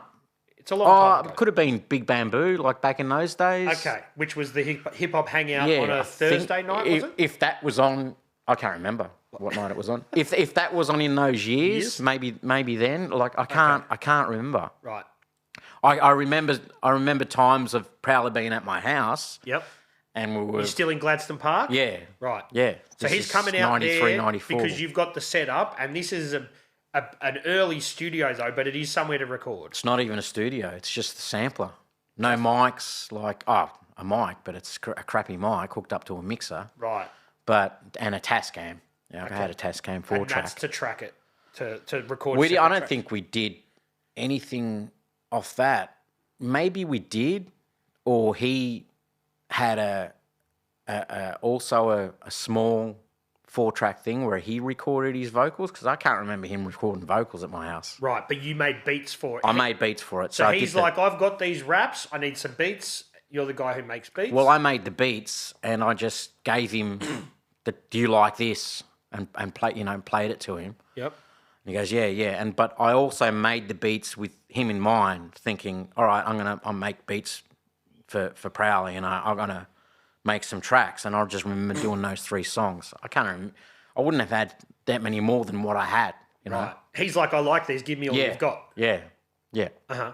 Yeah. And so then when he records them, he's not recording the vocals with you, he's doing that separately. I'm pretty sure. Yeah, I'm pretty sure he took the discs, because I remember Suez having the same W30. And Suez did 2 tracks off that same 1994 tape. And I remember giving them the discs to him, and he just loaded it up and pressed play, and they were all sequenced and everything. So we're talking 3.5 floppy discs. Yeah, the hard discs. Yeah. Yeah. Okay. Don't even know what they're called. But you could get a few tracks on there. I think there was just the one. One, yeah. One on each disc. Yeah. With the sequence and all that. All in there. You just press play on the sequence. Yeah. It's all sequenced up. Yeah. And so then he puts that out, and he says to you, there's no exchange of money or anything. No. You're like, I'm going to record this, I'm going to put it out. Yeah, he did 50 tapes. Wow. So. Did he give you one? Yeah, of course. Okay. You still got it? Still got it. There you go. Only one. Only one. Yeah, just the one tape. Yeah. So then people are starting to realise, we can make this. Because before that, it was very, very sparsely made in Melbourne. Yeah. Well, in that time, around 92, I'd met Trem and Rays already, around about 92. Through Graph or through? Through Frenzy. Okay. Frenzy had met them, and they were from Geelong. So I remember meeting them probably at Frenzy's house, maybe. Camberwell. Yep. And, just wanting to work with them and do tracks with them. So in that meantime, I'd done tracks for Prowler, and then wanted to work back and start doing tracks for Trem and Rays as well, And was Frenzy, he was producing, but he was collecting and DJing as well at that time. Yeah. So you've met someone else who's got the passion for the collection. Yeah, and exactly. the whole of the same thing. Yeah. So I think he showed me some records that he had from his dad, because his dad collected records, and he was showing me stuff on CTI. I remember him showing me a Joe Farrell record I hadn't had yet, and I'm just going, oh shit, I got to look for this one. and was it getting competitive then? Nah, not at all. We just show each other stuff.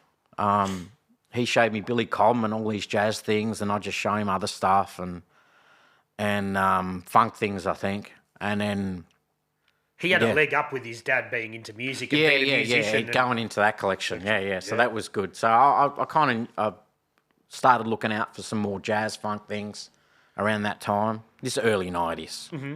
Very early 90s. So, and then, we kind of bounced off each other ideas. I know he had a more decent setup than what I had, because he had a reel-to-reel thing, and he was triggering off samples with something. And I was just going, oh, okay, yeah, cool, And then, around that time, that's when I got the W30 and all that, around that time, so... And so you meet Trem and Rays, and they're writing raps, and you're like, okay, I've got some beats... Yeah, I remember hearing them for the first time, going, well, man, we've got to do some tracks, Uh-huh. So... And that's just them rapping at Frenzy's house or something like that? Yep. Yeah, pretty sure. Mm-hmm. Yeah. Can't remember. Yep. But it must have been. And then, just them coming to my house at Gladstone Park and just trying to make tunes and sample stuff and get things into the W30. Are they giving you samples and stuff, or is that all the musicality stuff is your responsibility? It's just all mine, yeah. So they would just they were just writing raps. That's it. Right. Yeah. So you'd play them. They come over. You play them some beats. They're like, okay, hang on, you've got something here. Yeah. But then they probably go back to Geelong and don't come back till the next weekend. Yeah, exactly.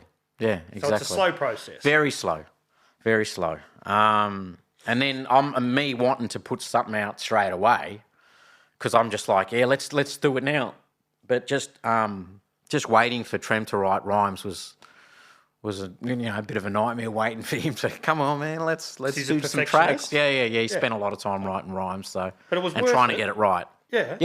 Yeah, of course. So you'd give them beats, they'd take them home, come back, written stuff, and then would you record it at your place, or where would you record them? Where we recorded, like demos and stuff like that. So we couldn't really put them out. I mean, we wanted to, but the sound wouldn't have been as good, and I think that's why Trem didn't want to put it out as well. He kind of wanted to wait until he got into a studio to re-record it, rather than put it off a Tascam 4-track recorder.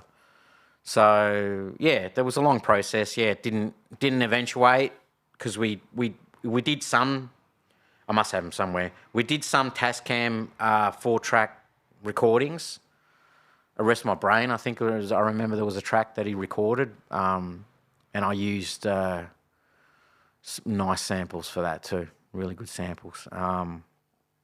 And are you thinking about the legalities then? Not really. Nah, of course not. No, I don't even think about that now. But so you would probably be sitting on some tape somewhere of Trem's first ever recorded. Yeah. Demos. I've got to find them. I've got to find them. I've got to go through those boxes because they're not labelled. If it was labelled, I would have found it already. Yeah. If I had Arrest My Brain labelled on a tape, I would have found that already. So it'll just be TDK or something like that. It'll just be a blank It's in tape. there. It's in there. But no one's stolen anything. Like it's got to be in there. I'm hoping no one's stolen anything, but it's got to be in there. Yeah. I've got boxes of tapes, like 6 or 7, tubs, like plastic ones. Yeah. Yeah, those big plastic tubs full of TDK tapes. Yeah. So it's got to be in there. And then there's other tape. I remember another time, well, there must have been multiple times of me just recording stuff, and we'd have the mic. And they'd be sharing the one mic, I'm pretty sure. Yeah, I didn't have 2 mics. They were sharing the one mic and just either having the sampler on a loop mode. Mm-hmm. And I remember the loop mode, I used to have like a cassette. I used to wedge it in between 2 keys and put a little cassette, like a cassette case or something. Mm-hmm. Maybe in just the cassette, I can't remember. And wedge it in between 2 keys so the loop button would just play while I was on the decks cutting up on the other deck.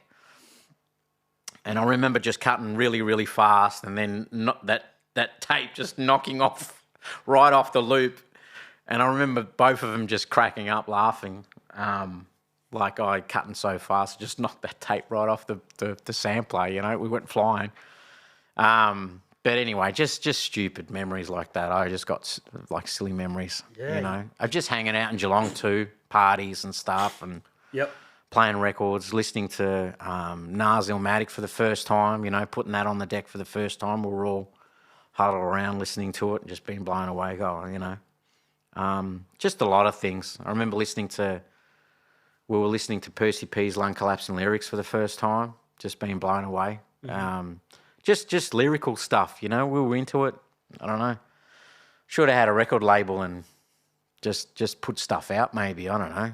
So so you're recording the demos, but Trem doesn't want them to come out at that stage. He's like, "No, we gotta do it properly, re-record it." So yeah, that's why he waited so long for Prowler to get a studio together, and then he went into Prowler's studio and recorded that. Mm-hmm.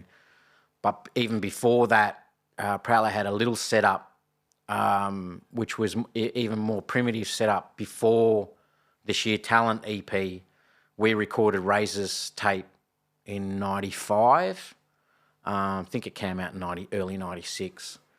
And that was at Prowler's studio as well. And he's influenced by your home studio. He's trying to sort of make his... Well, someone had to do it. Do it. I wasn't spending money on equipment. I was spending all my money on records. So someone had to man up and do it. Just do it. Get it together and do it. He was the guy, you know. Right. He got the setup going with the computer system and a sampler, mixing desk. The computer was never going to be you. No, that wasn't you like still isn't. No, but and I can tell. That was you want the physical.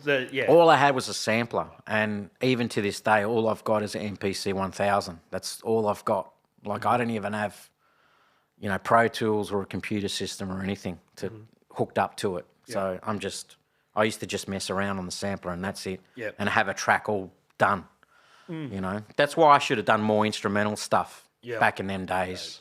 And did a lot of that, and I should have went on my own path a little bit more.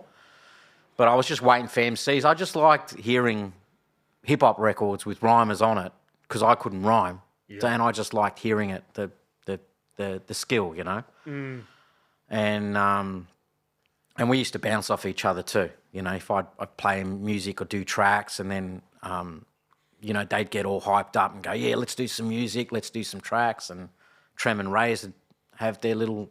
They'd hype each other up with writing rhymes, and so it was just I could have done more instrumental stuff, but I didn't. But you were focused on the records and the DJing, Yeah, but I could have done more of the instrumental stuff too, But it didn't happen. I remember Ransom telling me in the mid-90s saying you should do instrumental albums, and that was around the same time Shadow did his first album as well. So I should have took his advice and did it. There's a lot of advice I didn't take from a lot of people.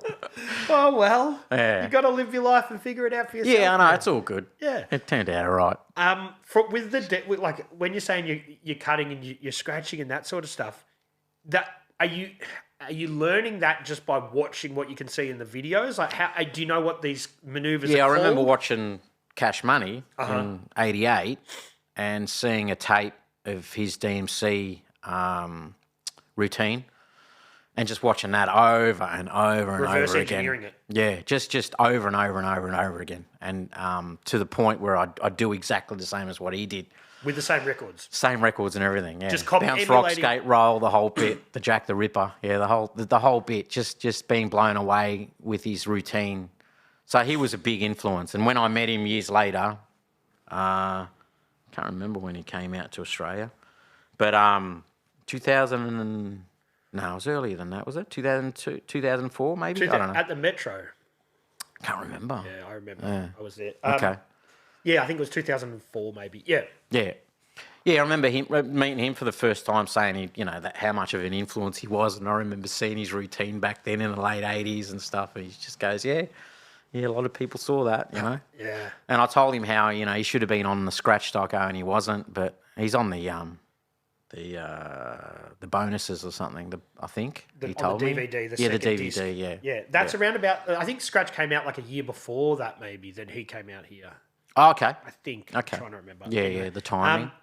So you're, with the scratching and stuff, you are just literally learning whatever you can, and you've got no one else to physically, personally teach you that here. No. And I'd listen to, I remember listening to Finesse's first album, DJ Mike Smooth, Cutting Up, and I used to just try to cut the same way, and I get it to a point, and then there was other DJs, and that's it. And then I stopped practicing cutting around about, 92, 93. So all my cuts now is what I learnt in the early 90s. So I cut the same way as I did in the early 90s, and I'm happy with that. Yeah, so I didn't do all the fancy flares and what do they call it, all the new, I don't know, chirps and all that. And stuff. Yeah. I don't even know the names, man. Well, that's the thing. It's very mid-90s, Mm-hmm. But that again, like the music style that you like, that's your era that you really focus on. Yeah, early 90s, late 80s, early 90s, all that stuff. But I like, to me, it's rhythm cuts, It's all about the rhythm and making it sound like an instrument, Mm-hmm. So you're cutting with rhythm along with the beat that you're hearing, and it's all spontaneous, Yeah. So while we're talking about cutting and DJing and battling... Do you? You mentioned this before. I've been told by somebody that you may have challenged Qbert to a scratch battle. I wouldn't say challenge. I know, it was that the first time he came out to Australia, he did a gig at the Lounge. Mm-hmm. And I remember going to a lot of gigs around that time, and I used to get in for free, around that time. And I remember I had to pay at that gig. I was going, why do I have to pay that gig? And we all went. So Tram, Rays, Bob, Rob, all, Uncut, all that. We all went, and I was drunk. I was wasted before we even walked into the venue, because I was one of those cats that this is the time when I used to spend all my money on records, and I used to get wasted before I went to a venue. So then when I was at a venue, I wouldn't go buy drinks at the bar. Later on when I DJ'd, the bar used to give me drinks, so it didn't really matter. But I was really, really drunk, and I was just standing there just watching Qbert DJ, and everyone told me that he was a really good DJ, and I just thought, okay, well, when's he going to start doing this really good DJ stuff? So I'm sitting there in the crowd with the guys, and, we're all drunk. Right? As far as I know, I'm way more drunk than everybody else on Goonbag. So I'm on wine. I must have had half a cask of wine before I walked in there. So, I was pretty drunk. And then, I wasn't impressed. I was just like going, oh, okay, when's he going to do something that I can't do? You know what I mean? When's he going to do? So I think I was just like upset. And in my mind, I was just thinking, how come this guy gets flown out here and gets paid a crap load of money to do what he's doing now, Mm-hmm. Like, why can't someone give me a decent amount of money to do something similar? So I think I was just upset more than anything else. Uh-huh. And I don't know. I think that, and plus, I remember Rob and Bob and Tremaray, they were just egging me on. Go up there. Yeah, go up there, come on, get up there, Johnny, get up there, So I'm just like, when you're drunk, you do stupid things, So did you get up there? Yeah, I got up there. So you went up to... I got up there drunk. And said, mate, can I have a crack? And cutting. But anyway, I spoke to him afterwards, and we had a laugh about it. So he knew I was drunk, and I don't think he drank alcohol. Right. I think he was pretty straight, you know.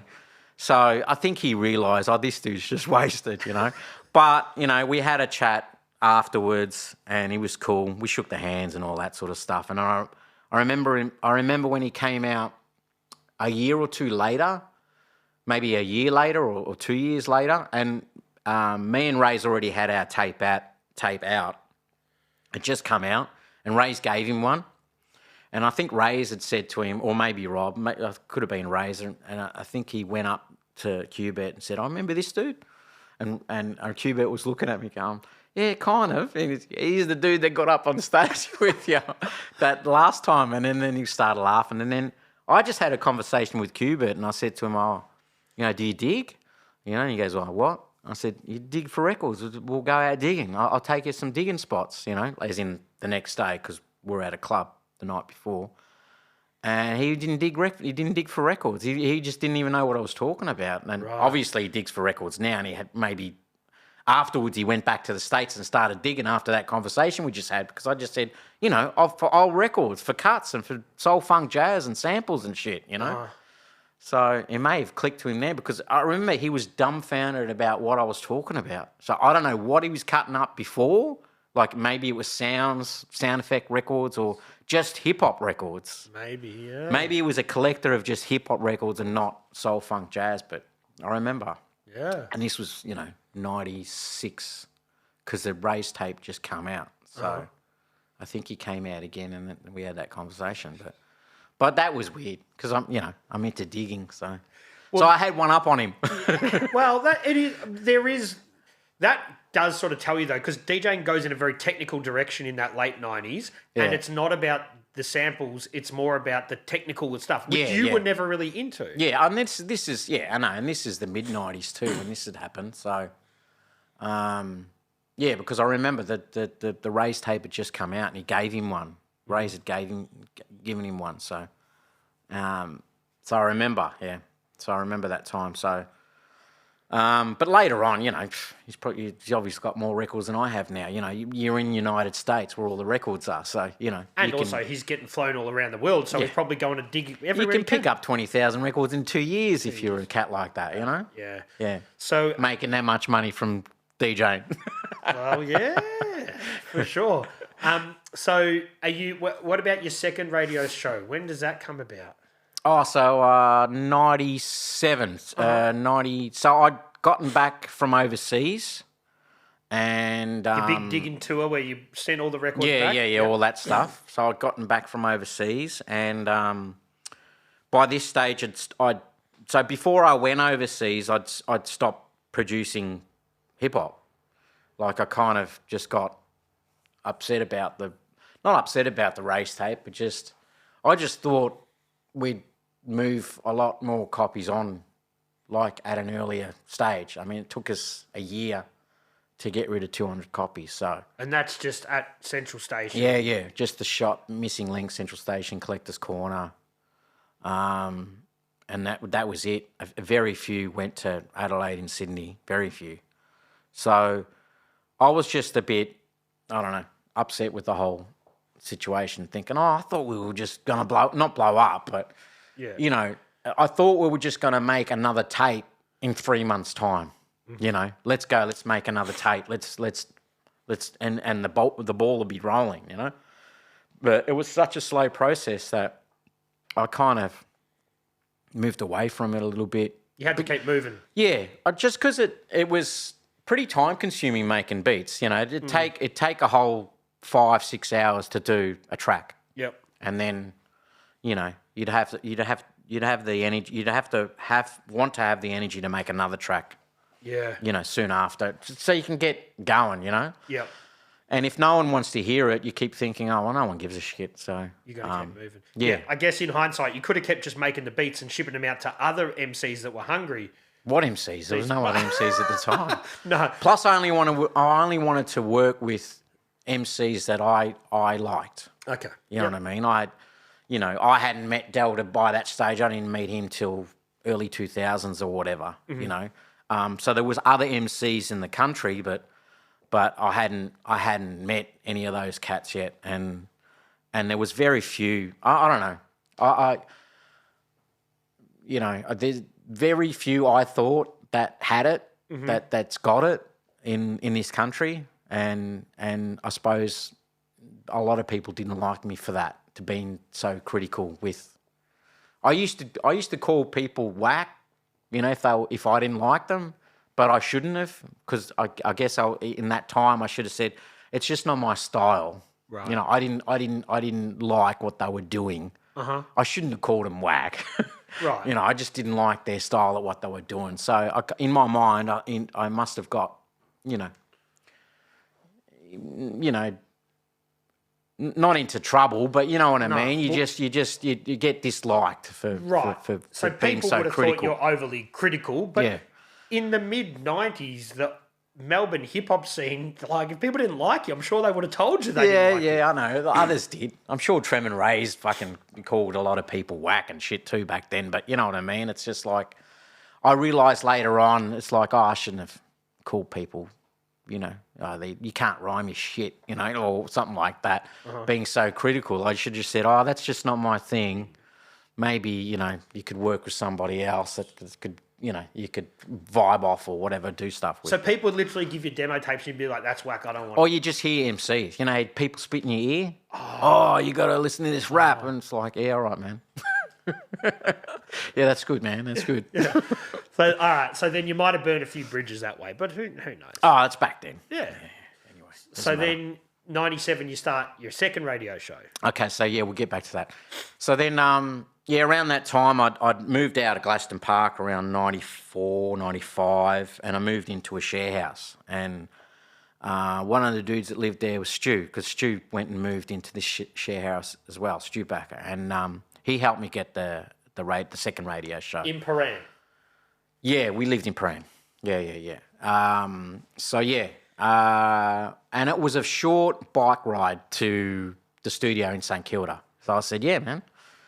Hook me up. I'll do another radio show because I wasn't one to approach others to get gigs or jobs. I kind of waited for people to approach me, which is pretty slack of me, but. And back then, it's 97, so they can't just email you or call you. Like, you know what I mean? Like, it's hard for people to find you. It's all word of mouth, isn't it?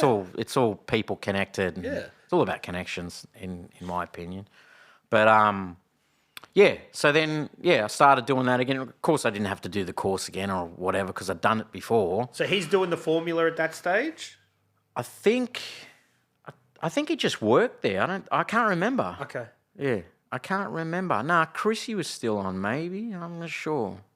Doing the Step Into the AM show. Yeah. I can't remember now. Right. But it's still in St Kilda, or it's in St Kilda. Right. Yeah, it's still in St Kilda. Mm-hmm. Yeah. So this was 97. So I think Chrissy had finished her hip hop show then. I may have finished 96 or something. Anyway, I played soul funk jazz. I didn't play much hip hop at all. What'd you call it? Stick it in your ear hole. Stick it in your ear hole. Yeah, stick it in your ear hole. Yeah. It started on a Wednesday. I think I did a Wednesday, and then it moved on to a Saturday, and I did that for like 5 years. I think. 5 or 6 years. Was it like refreshing not having the hip hop element to it? Like obviously you're playing sample records that probably sample, but you didn't have rappers there, and it was different. No, it's completely different. Yeah, so it's not hip hop at all. But I had more mature. Well, if you want to call it that. More refined. No, I was just playing what I wanted to play, and I'd sneak in a few hip hop tracks here and there, like towards the end of the show. So I'd throw in, a couple of, sample-based hip-hop tracks, which is what the hip-hop I liked anyway. Yep. But it wasn't like, the newest release, and I'd play it. So it wasn't a hip-hop show. It was just like, I'd play some old joint. Did they have their own turntables by that stage? I think... No, they still had the old 1200s, but the primitive 1200... Right. No, well, they weren't called 1200s. SL12s? 12s. Yeah. SL12s, no pitch control. So you had to take your own turntables in, even in the late 90s? I don't think I even bothered. How are you playing? I just played tunes. So I didn't breakbeat tracks or anything like that. This was like proper soul funk jazz stuff. It'd be like a funk 45, and then I'd play a Blue Note record, and then I'd play another soul funk record, and I'd just play tunes. It wasn't a DJ set or a club set. Yep. Or I'm on the radio. My taste. I'm just This is what I picked up this week, or this is what I've had for years, and I'll just play stuff. And I just got back from overseas, so I had a crap load of records. Mm-hmm. And I think Stu realised that too, and said, you want another show? You should do a show, maybe a soul funk jazz show or something. I said, yeah, man, let's do it. And I wasn't a secret. Back in the early 90s, you're kind of secretive with the records you're buying because you're sampling them. But by this stage, I'm not sampling stuff anymore, so I don't care. And the word's out, as in, you're playing a Blue Note record, everyone knows about the Blue Notes, So... And so are you then talking about the history of the records, or you just go, that was this one by such and such, and then... Oh, no, yeah, I talk about who'd be playing on it.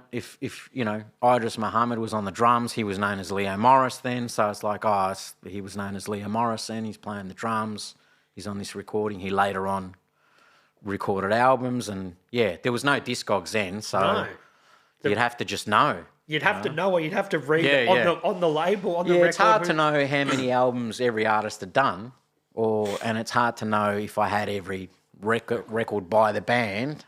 So is Discogs 100% like legit now? Is it like pretty much? Would there be mistakes in there? Because it seems like a very hard thing to categorize the world's record collection. I don't think there's a lot of stuff that's not on there, which I'm sure people have. I know I've got some obscure records that aren't on there. I haven't seen them on there, but I remember I tried looking like 5 years ago, and I'd see if it'd be on there, and it wouldn't. And then like lately, I'd check again. I go, oh, there it is. Someone had put it up. Oh, yeah. I couldn't be bothered doing pictures for them. They're not paying me. That's it. But Yeah. So stick it in your ear hole. Yeah. is the next radio station, Yeah. the next radio show. Yeah. And then you're pretty much done with production by that stage. Yeah. For now. Yeah, exactly. Yeah, I didn't do it. And then later on I got back into it, When you were doing the early demo stuff and then you did the cuts for Prowler before he was DJing. Yeah. So on that first release, tell us a bit about that. Yeah, okay. So around 94, 95, doing the cuts for Prowl's first tape. Did he come up with the samples or he said just you have this is what it's going to sound like, you need to... I can't remember now. Right. I think I just did the cuts. Right. Yeah, I don't think he come up with the record. I'll cut this up. I think I just did the cuts for it. But there was only 3 tracks on that 5-track tape. It should be on YouTube, I think. Yeah. I think it was on YouTube. So I just did that. And then he got influenced by my cutting and then started DJing after that and got influenced by the collecting records and then started collecting records after that. Was he picking your brain or just watching while you would... I remember he used to... he had a camera, like a camcorder thing, and he used to film me cutting for about 10 minutes. He used to say, just cut for 10 minutes. I want to learn how to cut. And he'd just film it. And he'd tell me, I'm filming you and I'm going to learn how to cut. You go for it, man. So that was it. That's cool because you couldn't really do that. So it was cool for you to help someone else learn the craft. Yeah. So, didn't bother me. And then, he got into digging and then he started collecting records as well and producing with those. And then I think Trem did as well because I remember moving some records onto him, and then obviously he got into digging as well. So, and then I remember meeting Rob and Rob Uncut and Bob for the first time, and letting Trem know, you got to meet these dudes. I just heard these guys rhyme. You should meet up with them. We should all meet together. Yeah. So I connected them together. Oh, we all did. We used to hang out a lot. Yep. We used to drink and just listen to music, and I can't remember what we did, but we just used to hang out a lot and just talk shit, and rhyme and whatever. Yep. Just I'd go to pubs. We used to go out. Epic used to come out. We used to, all RFK guys. Len One when he was living in Melbourne. All the writers in RFK. Yeah. Mick, Sab, all the everyone there. Just all of us used to just times. hang out. Yeah. I was just trying to remember stuff, but I just remember a lot of drinking, a lot of slab buying and a lot of beers, and we'd all chip in for a slab and just drink out of the slab, whatever. So is this when you're living with Stu, sort of around those before. periods? This is before. That, right? Yeah, so where do you meet Len? Probably at just drinking, just through RFK and stuff. Yep. Through Frenzy, I think. I don't know. Frenzy's a big connector as well, isn't it? Yeah. We all connected. Yeah.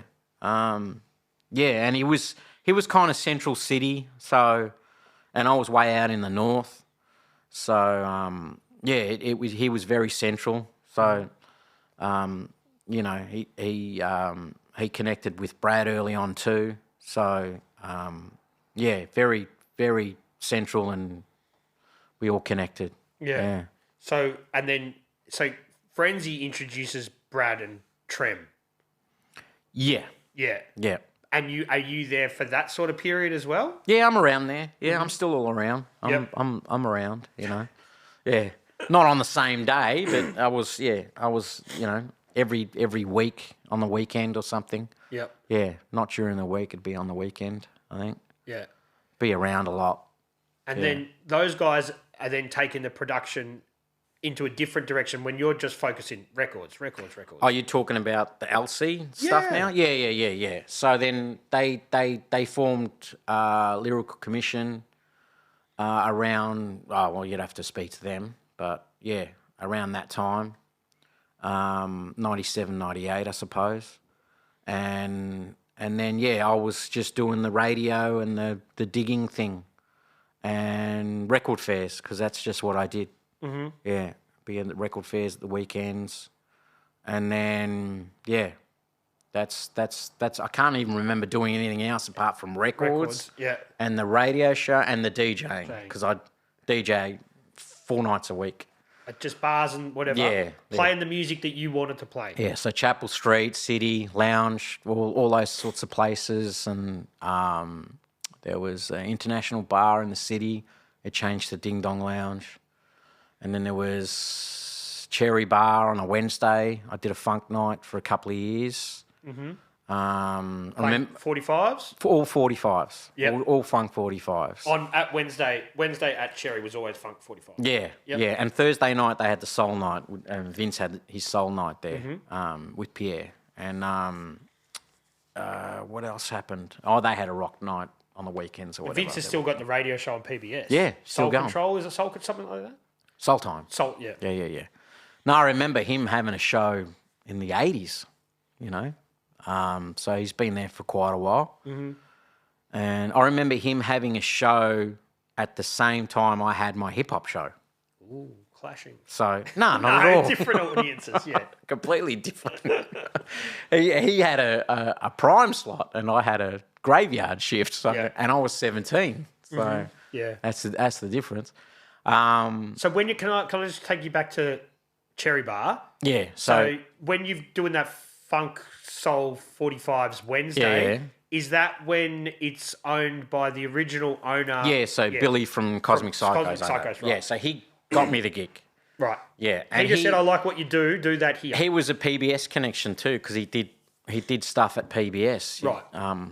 He volunteered in the office kind of area, as I can remember. Yep. And I remember him saying, "Oh, you know, I'm opening up a bar. Come and DJ at the night." But I was given a Wednesday night. I couldn't do much with it, but it was good to play whatever I wanted to play, because he said just DJ all the funk 45s, all the heavy stuff, you know, just all the good stuff. But he had a dance floor there, but it's kind of hard to get a dance floor going on a Wednesday. But I did my best. But the good thing about, I remember that night, I remember getting Bamboo's their early gigs there.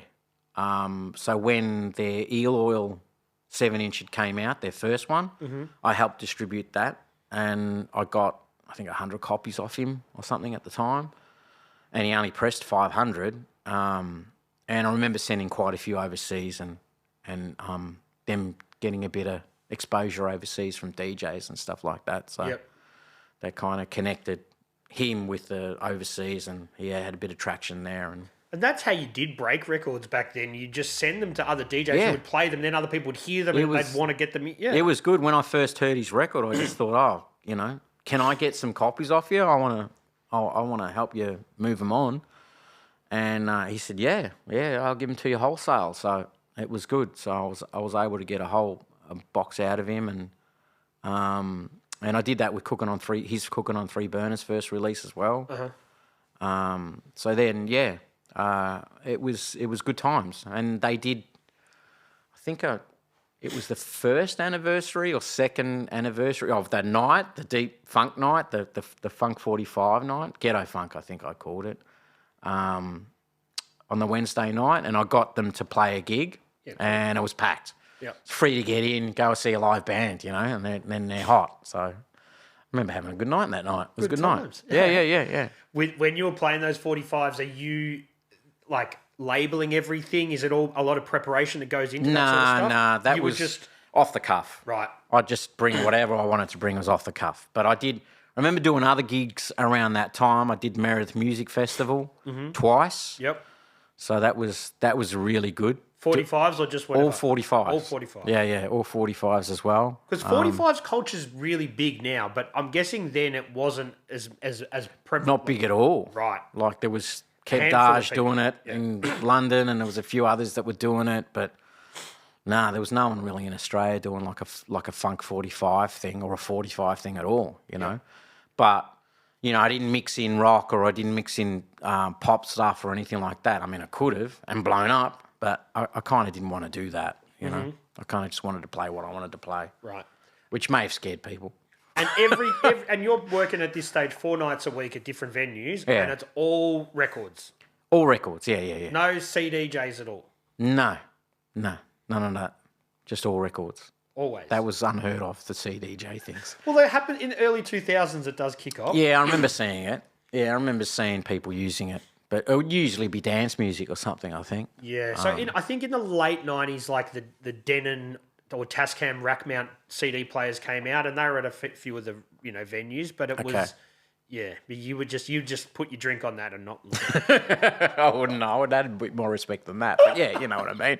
Yeah. Just records. Bring my own records and just play them. But I do a few hip hop gigs now and again around that time, and just bring hip hop records out and leave the 45s at home. Mm-hmm. And then there was other gigs that I do. There was a place in South Melbourne that I DJ at, and I play a bit of disco funk and a bit of more danceable funk stuff, like late 70s, early 80s stuff. And I DJ before a house DJ would come on. Mm-hmm. So it'd be like a kind of, you'd start off like late 70s, early 80s, the originals, and then kind of move on. And then they'd play the house music later on. Mm-hmm. So that was a Saturday night. Can't remember the venue. But yeah, it's not around anymore, these venues, But there was a lot of spots. That was my main thing. Yeah. DJing back then. And then all that money's going straight back into buying more records. Spent it all on records. Mm-hmm. The whole lot. Yeah. Yeah. Where whole lot. Are you digging in purpose? Because at this stage there's purpose like DJ stores. You've got actual, you don't have to go digging. I'd hit all the. Now, yeah, exactly, yeah. But back then, it'd just be used secondhand record stores, and I'd go to the fairs. So I'd always do the fairs. The fairs, and so there's record fairs every week now. But then was there just you had about 12 a year, right? 10 or 12 a month, sort of thing. Yeah. Yeah, that's it. And about one a month. And just at different spots you didn't know. Yeah. Yeah. Back then it was Camberwell Civic Centre and San Remo Ballroom, exhibition building sometimes. The original Essendon Fair with Mick Maloney used to do it.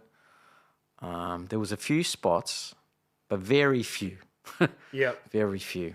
And I'm guessing back in those early days it would have been the people that are working the fairs that are selling records are also the ones that are predominantly buying the records as well. Well, you had a lot of people come in, doors open, and getting records as well. So and setting up, and I'd always be selling at the fairs in the 90s and still now. Mm-hmm.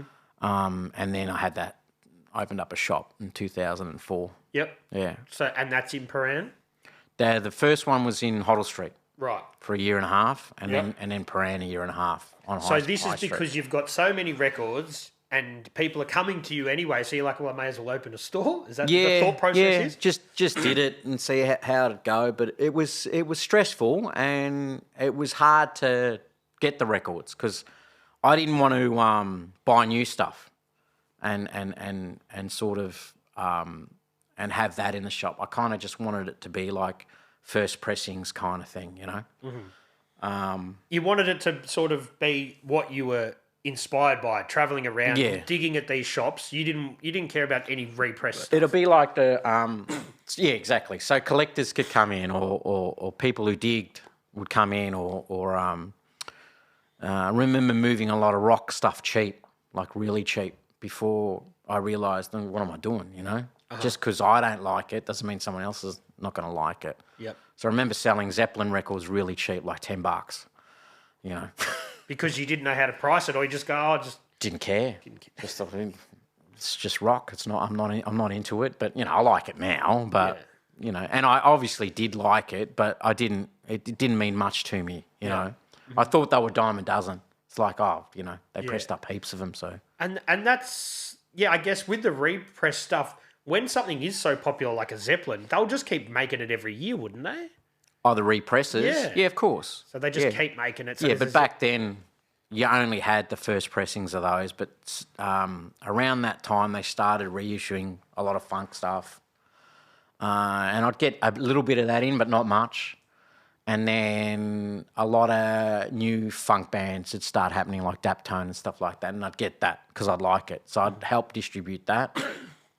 So I remember helping distribute the early Daptone, and then there was a label out in New York called Soulfire, and then there was a few UK labels as well, sort of starting to put stuff out around this early 2000s. This is late 90s, early 2000s. So when people say, "Oh, there's a resurgence," that really was a resurgence in vinyl, though, because before that, it was the old vinyl, and there was not really repressing happening at all. No, not really, not at all. So then the second wave happens, but you've been into it the whole time. Yeah, exactly. But then it's a funny time because people are like, "Oh, but this one's old." You're like, "But that's the only we want the old one." Yeah, of course. And then there's like, and the record store didn't start happening until 2007, and we shut the shop late 2006. So it's like, oh well, I ended it before it started. Really, the resurgence really started happening because I think that was the time. Yeah. Mid 2000s, 2007, 2008. So they tell me. Well, no, it is. It sort of correlates with like Spotify and stuff taking off, and people they wanted something that they could hold again. I think that's what kicks the tangible it off again. thing. Yeah. That's what I heard. But I've been into records the whole time, so it doesn't. I know. It's like people say, "Oh, skateboarding's popular again." You're like, "Well, if you always liked it, it's always been popular." It's the same sort of thing. But yeah, like you're saying, there's a record fair every week now, whereas before 10, 15 years ago, it was a record fair once a month. Yeah. I remember the time there was 8 fairs a year, and that's all there was. Yeah. So, and there was a dip, like a slow dip, and back in, and maybe then it went up to 15 a year, and then 20 a year, and then So this whole time, when you're seeing different mediums come in, CDs, you were like, nah, not really for me. No. Would you, if you couldn't find what you were looking for on wax, would you buy a CD? No. Just stream it now. But would you, if you were digging and you saw something when you're in the US or whatever, and it was it's CD, you wouldn't even look at the CD section. No. Now, no. Now, I'd go looking now and again. I barely look for records now, but now when I do, you'd rarely see a record at a good price, and then you might see a CD. It's like, oh, what's Zeppelin 2 doing on a CD here for like $1? I might as well just grab it, Yep. But it's not worth anything, But it's just like, it's something to have, but, I don't want to go that way. Yeah, fair enough. With the store opens in Hoddle Street, and then you move from there to Paran, because it was just a better location. Yeah, well, you can get into personal shit here, but yeah. Well, it's up to you. I don't know. Well, the rent went up. Right. Okay. Yep. In Hoddle Street, and it was a crappy old joint. So I was like, we got to move, Yep. To a better place where the rent would be the same, but it'd be a better joint. Yep. And that's where we found the place in High Street, Paran. But having a shop, it's pretty. You got to be in there every day. Mm-hmm. You got to want to do it. I mean, the people I know that have shops now, they're not in there every day. But I didn't want to have a shop and hire someone else or have someone else work for me. Yep. Either I'm doing it or I'm out. And that's the way we went. We're just like I was out. It's like I didn't want to do it anymore. But by the time we shut up shop, I was left with about 6 crates of records anyway. Uh-huh. And the week after we shut shop, I started selling at Camberwell Market and just taking those 6 crates to try and sell those on. But while the shop was open, you did have some awesome guests. I shouldn't say guests. You did some awesome customers come in. Yeah, people came in. Yeah, because they like to dig, and I'd met before the shop. I used to sell records out of the house and move some on. Mm-hmm. But I wasn't even really selling much. I was like, it was more meeting the guys you kind of looked up to, the producers and the DJs. Yeah, and like-minded people that cared about this stuff as much as you did. Because I remember Cash Money coming over, and he never grabbed any records, and we just hanged out and had a pizza and just chatted and played. I played records, ones I wanted to keep and didn't want to sell. So, do you know this? Listen to this, I remember showing him stuff, and I go, oh, you got this record? And he goes, yeah, man, it's a Philly record. Mm-hmm. And it'd be like a rare, like Philly soul record with a break or something. He He goes, yeah, man, it's a Philly record. So I was like, oh, yeah, of course. I've got to remember who I'm talking to, someone who's been digging a long time too. But I remember meeting Shadow and driving him around to stores and showing him around and Cut Chemist and DJ Spinner, quite a few people. And this was the 90s. This is before the shop. So this is late 90s, early 2000s. And they're like, you're the guy in Melbourne, Johnny, take us around. I think so. I think that I just either met them through the organizer that brought them out and said, and they must have said to them, oh, who's the dude that digs for records? Where can we go to buy records? And then my number would just get thrown around. And at that stage, I was living in an apartment, so it didn't bother me, people coming around or whatever. Yeah. I felt safe in that apartment, so it was all good. And I'd meet a lot of people, just hang out. Remember meeting quite a few. Whoever just came at that stage to gig to Melbourne. They were into hip hop and digging and stuff like that. Then I met up with them. And you'd always just take them to your spots that you would go to anyway. Yeah. Or if they didn't have time, they only had a couple of hours, they just hang out at the house. You know? And you just play some tunes. Yeah. And I remember meeting Q-Tip after I had the shop. And he was hanging out, and I remember him missing his flight. I had to drive him to the airport, and just hanging out playing tunes. Yeah. Just he was with Static Selector, so we were just hanging out, and I was showing him stuff, and then it was good times. Good times. And what about at the shop? Is there a story about Alchemist coming into the shop? Yeah. So Alchemist, I met Alchemist and Havoc, and then and Havoc. Together. Havoc, together. They came in together, And I think he wanted to come at a time where the shop was closing, so and so he could hang out. So I just closed the curtains after and shut the shop and everything like that, and sort of just hanging out. I had a smoke with him.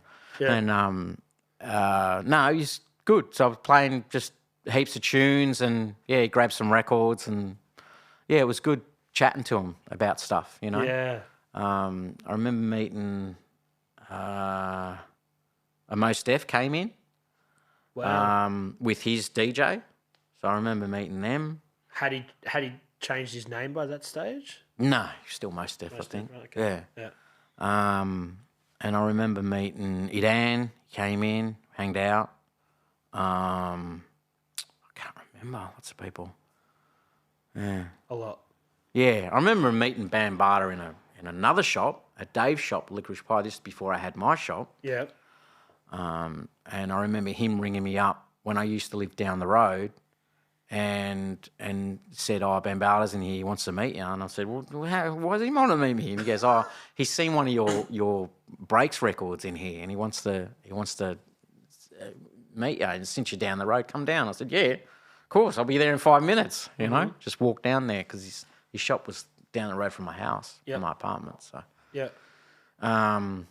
just meeting lots of people. I'm going to forget heaps of people. That's all right. I know I am. That's all right, but I'm going to put it out there. Yeah, if you remember, like all the people that toured, Ugly Duckling, Einstein. Yeah, and People Under the Stairs. They came out twice. So I remember meeting both times. When I was DJing on the Wednesday night, People Under the Stairs came down and hanged out. I see. So they had some time. If they're there during the week on a Wednesday night and they're around, they'll come and hang out. I can't remember who else. I'm going to forget. I'd like to mention everybody, but that's all right, man. Yeah, it's all you've done a lot. You've hung out with a lot of people. You've collected a lot of records. Yeah. You've moved on a lot of records. You can't be expected to remember everything. Yeah. I remember meeting Finesse. Wow. That was at his gig when he first came down. And that was the time I had the shop, and I asked him to come down to the shop, man, have a dig. He goes, I got to be somewhere else, and he had to do a signing somewhere. I think could have been Wax Museum or somewhere. He had to do a signing, and then so he couldn't make it, but I had a chat with him for 5 minutes, so that was good. Got to meet him. Remember meeting Large Professor in New York. Wow. In 2015, I went back overseas for another digging trip. So, And yeah, I remember him digging next to me, and I was spun out. I'm just going, what the fuck? And I said, I just went up to him and said, "Oh, you large pro?" And he goes, "Yeah." And I just told him, "Oh, yeah, I'm from Australia. I'm just digging." And then I had a stack like that right next to me that I was getting off this dude at a New York fair. And he goes, "Oh, looks like you grabbed everything." He goes, "I got to stop looking in here then." So we just started chatting and for about 5 minutes. So it was good to meet him. For sure. Out in New York. Yeah. So at that stage when you're digging overseas, are you digging with a different mentality than when you first went though? Nah, I was just looking for stuff, just looking for anything that's like good and that I don't have. But yeah, it was hard times because it was known then. There were a lot of things that'd be on the wall, and I'd be just looking at it, just going, "Oh, yeah, I want that, but yeah, I'm not paying that."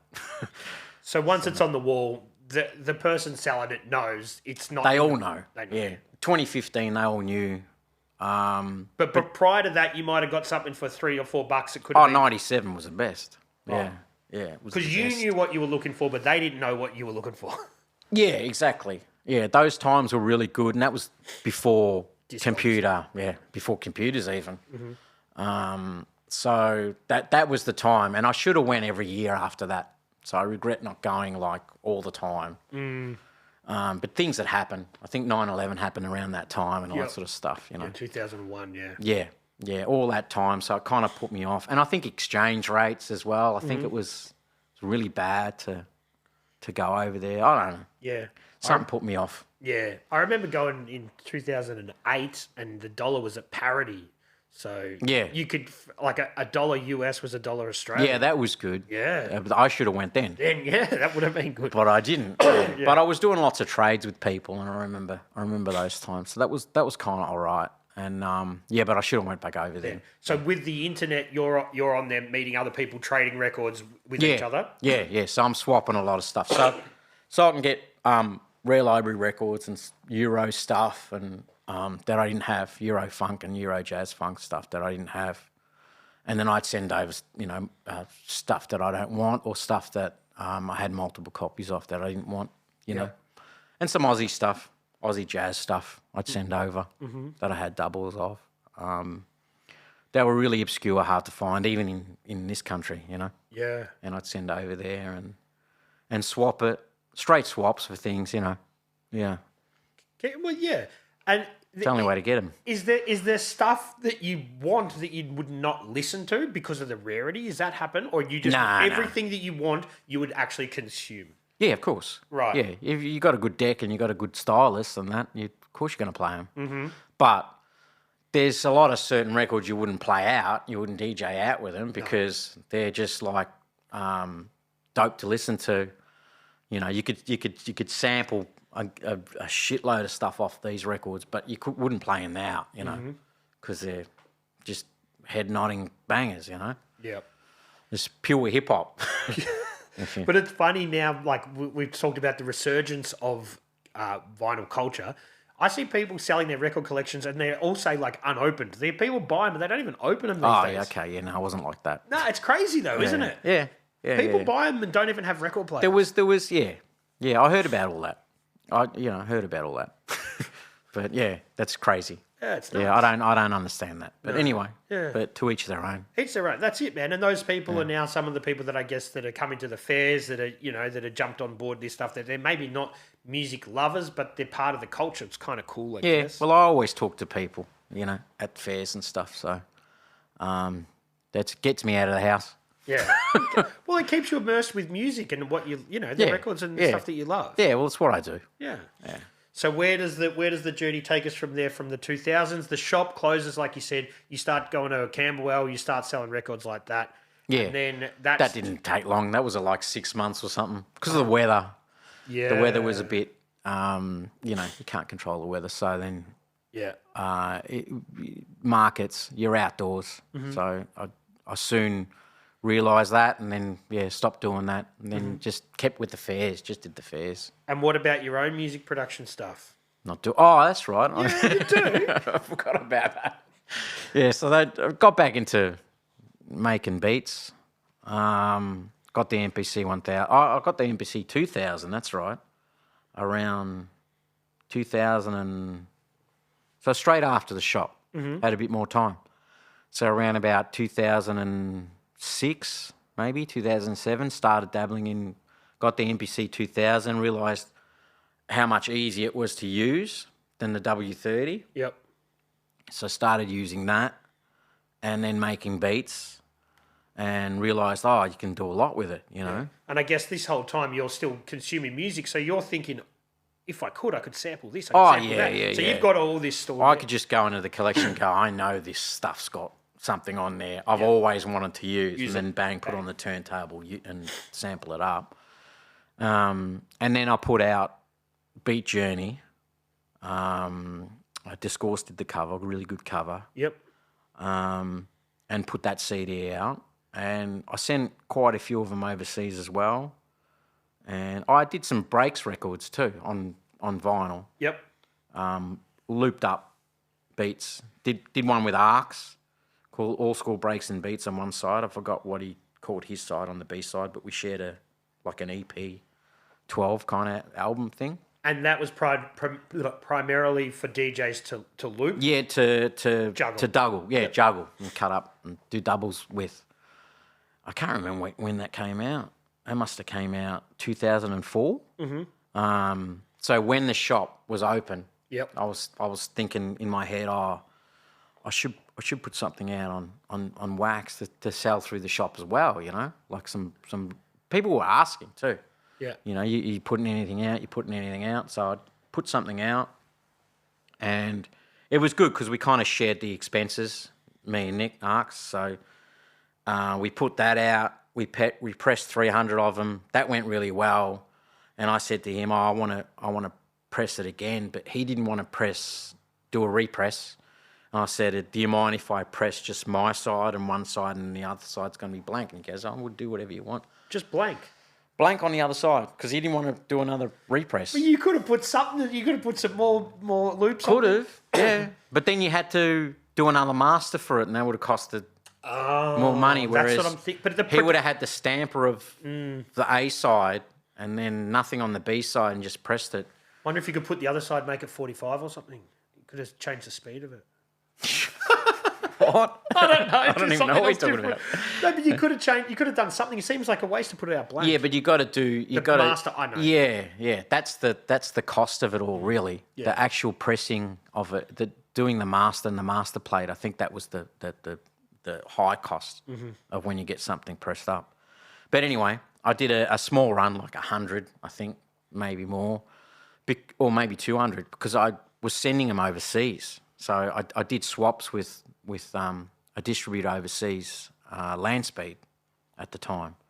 So and then got hip hop releases in return that I could just move in the shop. And then I did a couple other Beat Digging Done 1 and 2, I think, and another Digging Beats was another one that I put out.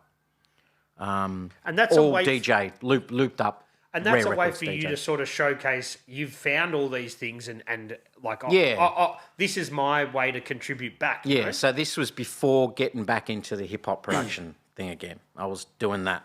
And then I got the MPC 2000 and then... Game changer. Yeah, started doing CDs again. So the MPC 2000 obviously is a jump in advance from what you previously had. Yeah. But from now, it's still not like it's still...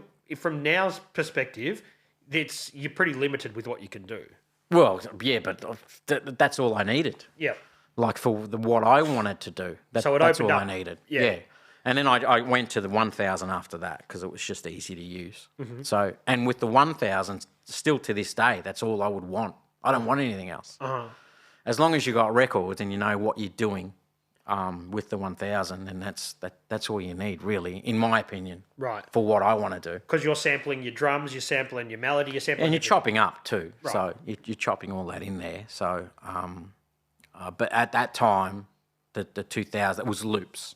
A little bit of chopping, but mainly just loops and stuff like that. So, bit of fun. Yep. And you know, because your wealth of knowledge with the record collection, you'll know that these things that I'm sampling, no one else has sampled. Yeah, at the time, yeah. Yeah, because when you're listening to a lot of hip hop, you don't want to sample anything that's been used before in hip hop. Unless it's one of those ones that's always used, when it's kind of like, what's your interpretation? Oh, I don't. No, okay. I didn't at the time. I wanted to use everything like different. Right. So when you listen to a release, it's different. But yeah, later on, I suppose I did chop up a Rufus Thomas drum, Funky Penguin drum. I chopped it up because I just like the sound of the kicks and snares, but no one really chopped that.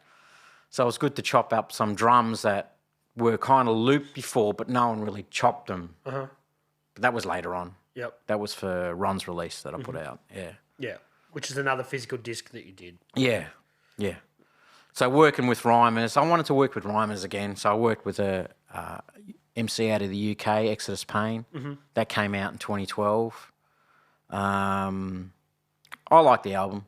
I thought he was a good rhymer. He's done a lot of releases since then. Yep. So he's on the internet and he's on Instagrams and all that sort of stuff now. Yep. I'm not on social media much. So, but yeah, he's put a lot of albums out since that one. So he's still going. Yeah, he's still going. Yep. Yeah. So when you're messing around with the production stuff again, did you think about hitting up Trem and stuff and being like, I'm doing this? Yeah, of course. Yeah, but he at that 2012 kind of time, he had his beats done already for his album. Yep. And I remember playing him stuff, going, "Oh man, I made this beat for you," and but it's the production was different. Mine's really raw, and his sort of stuff's very polished, along with Prowler's releases as well, very polished. Mine's really raw. I just like the raw sound of everything. You would have to just resample everything through their computer systems and samplers and stuff like that for Which it to would be the same. effectively make what you're doing as a demo sort of thing.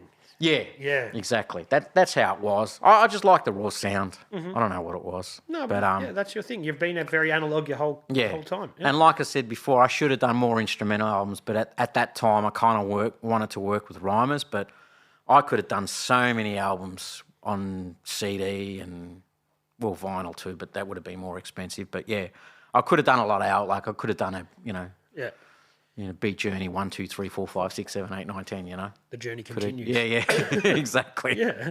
Well, it's not too late. Oh, no, I could still do it, yeah, sure. Would you? No. No, you're not interested in production anymore. Not really. It's my 1000's just got dust collecting on it with a stack of 45s just on top of it that I'm just sorting out, so it's not, I haven't really been spending time sampling at all. No? Yeah, at all. No? Doesn't interest you? Now, it's time, I've found it time consuming, so you got to really give yourself 4 or 5 hours to really work on a beat, to have it complete. And I'm just too, too lazy. Yeah. Must be. But music's always, you're going to be collecting, you're going to do what you do. That's for life. Records. Records. It's all about the records. Just records. Yeah, it's just records. It always has been records. Yep. Always has been. Since the early 90s, late 80s, mid-80s. Mid-80s. From collecting the hip-hop and stuff, so. How, with such a vast collection, how do you categorise it? Are you into genres? Are you in alphabetical? Are you in... So it's genres and alphabetical A to Z, but not crazy, like A to Z. So just artists straight in there, in the A's and B's and C's, in the genre. So all the soul funks together, the jazzes together, the Latin funks together, the Afro funks together. What about labels? Soundtracks together. Oh, yeah, and then the hip-hop's together, and then I got the labels together with the hip-hop. So you see all the Def Jams together and all the Cold Chillins together and all the Enjoys. Are they alphabetical in... No. So I've got all the hip-hop albums together. Yep. So it's about 1,000 of those or something. And then I got all the 12 inches just all over the place, except for labels like Select and Cold Chillin' and Enjoy, Sugar Hill. All the UK Cold Sweat label together, Music Alive. And then there's all just... I know I've got a Dell 12 on the right side of the shelf, and then on the left side of the shelf there'll be another Dell 12 over there. So I haven't even got those together. Right. I should get them together. No, but that's the way you do it. I've got some stuff together. Yeah. But what if I know where everything is. you know where it is? So if we're listening to some hip hop track and we're like, oh, this sampled this, you know where you can go find the sample? Kind of. Yeah. Not. I don't know every sample that everyone's used, but yeah. Just about. It comes to me. I listen to it and just go, oh yeah, that's off such and such. You know. Yep. It's just in your head.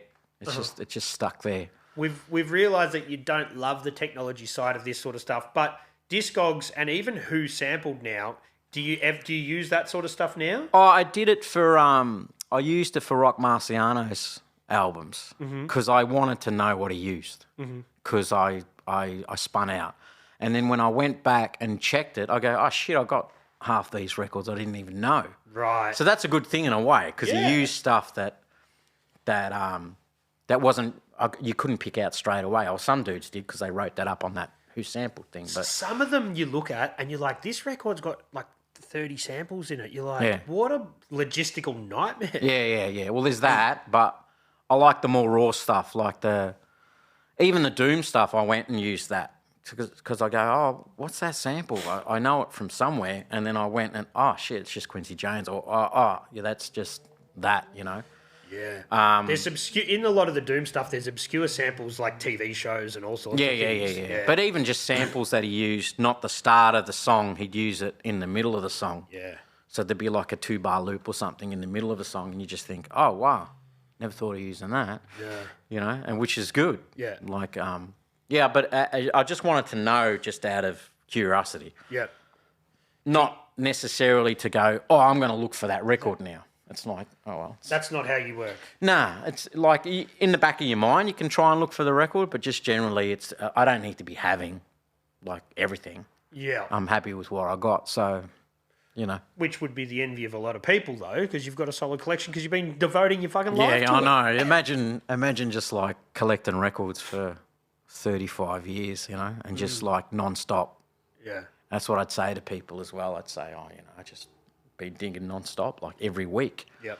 Like days wouldn't go past when I wouldn't have snapped up a record somewhere. Yep. You know. But you've said now that you're not digging like you used to. No way. No, it's not around. There's a lot of people digging purely just to resell, and you got to compete with that. And there's like a lot of people buying records and they don't even listen to them. Like I knew of someone who sold part of their collection just recently, who lived down in my way, and it's like, you know, how come you didn't let me know, you know? And then they kind of sold it to someone else, and that someone else is purely just going to resell, not even listen to the records, you know what I mean? I listen to everything. You know, I go through everything and clean it, and I just go, everything that comes through my hands, I just listen to it again. Yeah. You know, even if I might have it in my collection and I've picked up another spare or something somewhere on a trade or whatever, I'll listen to it and go, oh yeah, that's a good record. I remember this record. You know? Yeah. You know, just listen to it again. Yeah. Before I move it on. It's like people buying shoes and not wearing them. You know what I mean? Like, well, that's what they're made for. Yeah. Records are made to be played. Yeah. Yeah, I know. I'm just into records. I can't help it. Man, well, it is. It's music. It's just like into music, you know. No, it is. Man, and from the DJing perspective, a lot of technologies come through. This is a CDJ here, but you never fucked with any of that stuff. No. And see, I spend a lot of time listening to other music that I've never been able to have on original first press or whatever, and now I can listen to the internet, you know, and listen to it off YouTube or whatever. Yeah. And go, wow, you know, I've always wanted to listen to this record. Yeah. And you hear it, or obscure things that you didn't even know existed, and you just go, oh man, this is hot shit, I'd love to have this record. And then you just look it up to see what it's worth, and you just go, whoa, now I know why I don't have it. Yeah. You know, it'd be like, you know, massive amounts of, or really rare. Yeah. You know? And that's the thing. Like, there's some sort of thrill about finding something in the wild rather than paying that top dollar that someone else has picked. And there's heaps of obscure hip hop out there from the 80s and early 90s I've never heard before, and it's good to hear. It's like, oh, cool, you know, this is dope, you know. Yeah. And it'd be like, you know, obscure 12 that you didn't know existed. You know what I mean? It's just obscure. Yeah. And it's heaps of mid-90s stuff. like the boom bap era of independent 12s that came out. I just want to hear it. You know, it'd be good to... There's a few channels out there on YouTube. I can't remember off the top of my mind, but you can search. I was even just looking up Aussie stuff. I saw this channel the other day that I was looking at, and this guy said, people have been pirating my stuff, so I've put a digital watermark on it. But I'm like, but it's not yours for people to pirate. Okay. He was just uploading other people's songs, and then he was getting pissed off that people were taking his rips. But I'm like, but you don't own it. Yeah, that's right. Internet's a funny place. Yeah, I know. But at least that stuff is up there for people to listen to. I just go to YouTube and listen to it, you know. I'm rarely on social media, so I don't even know what's going on. No idea. No. But I tell you what, people do want to see this episode. So. That's good. Yeah. Cool. They've been asking you for it. So yeah. No, that's good. Yeah. So where are you headed? What, like, as we get close to wrapping things up now, where are we heading in this journey of Johnny's life? No idea. No idea. Just the fairs. Yeah. I'm at the fairs. I'm always at the fairs. So happy to talk records. Happy to have a chat. Yeah, exactly. Yeah, it gets me out of the house. So and there's a fair every week. Mm-hmm. So I've just been doing fairs for the last 30 years. So I'm just doing fairs. That's just what I do. Yeah. You know.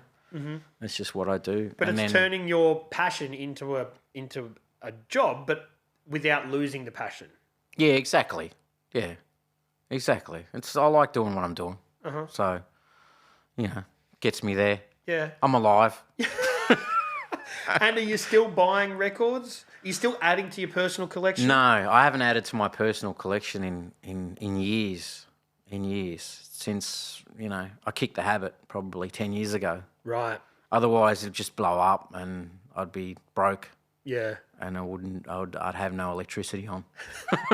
So you know, you got to eat. I'm sick of the 2-minute noodles back in the day. But it's a bit like, you know, with drug dealers, how they will sell drugs so they can support their habit. It's a bit like that with the records, isn't it? You sell records so you can buy more records. I know, but I'm trying not to get anything for me. Like I'm happy with what I've got. Yep. So I got everything that I want. There's not too many collectors that can say I've got everything I want. Yeah, you just gotta. I don't know. You just got to be happy with what you have. Content. You know? Yeah, content. But, I mean, it's a whole room full of records. Yeah. From floor to ceiling, wrapped around.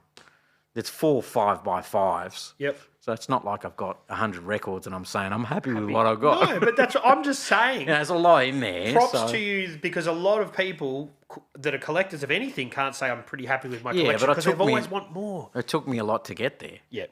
You know, it's 35 years of just collecting records. So, I mean, and that's all I've been doing. So other people do it and then they're still DJing or they're still producing or they're doing other things or whatever. But that's all I've been doing. Yep. You know, so, and I do it because I like it. Yep. You know, so, I mean, yeah, no, I mean, I should be, and I should be pulling more stuff out of there to move on because it's a lot of records there. Yep. So, I mean, yeah, my daughter can have them when I'm gone, but you know, meanwhile, does she have the love for music too? She likes music. Mm-hmm. Yeah, she'll like the music that's in there a lot more later when she's older. But yeah, she likes the music. So, I mean, yeah. So I mean, I've just got to. I have been pulling a lot of, like I've only got like about 4 rock crates left in there. So I've moved on a lot of my rock stuff. So, and the only rock stuff that's left in there is just ones with like good breaks, you know, like Bedlam and all that sort of. I won't even mention a whole bunch, but yeah, all the classic rock breaks. Yep. You know, and of course, you know, I got a whole crate full of Hendrix. Because I like Hendrix. Yep. And then, you know, you got the Zeppelins and the Sabbath and all that sort of stuff as well I've kept. So that room full of records is all first press? All first press. There's no reissues. Nothing? No. There might be 10 reissues in there. In thousands? Huh? 10 in thousands out of thousands, yeah. Yeah, wow. Yeah. It's probably, just of a couple of Afro-funk things and a couple of other things. That's about it. Right. Yeah. The rest is just like, you know, libraries, jazz, and hip hop, disco funk, soul funk, jazz funk, Latin funk, Afro funk, soundtracks.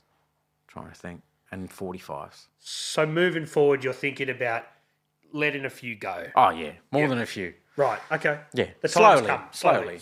Yeah. Oh, it has been. I've been doing that for the last 5 years. Just picking bits out here and there, and I know who would. Do you go? I know who might like these, or do you then? If they turn up to the fairs, I'll go. Oh, you'd like this? It'd be a disco funk boogie record, or you'd like this 45, or But it's hard to pull stuff out, and hip hop.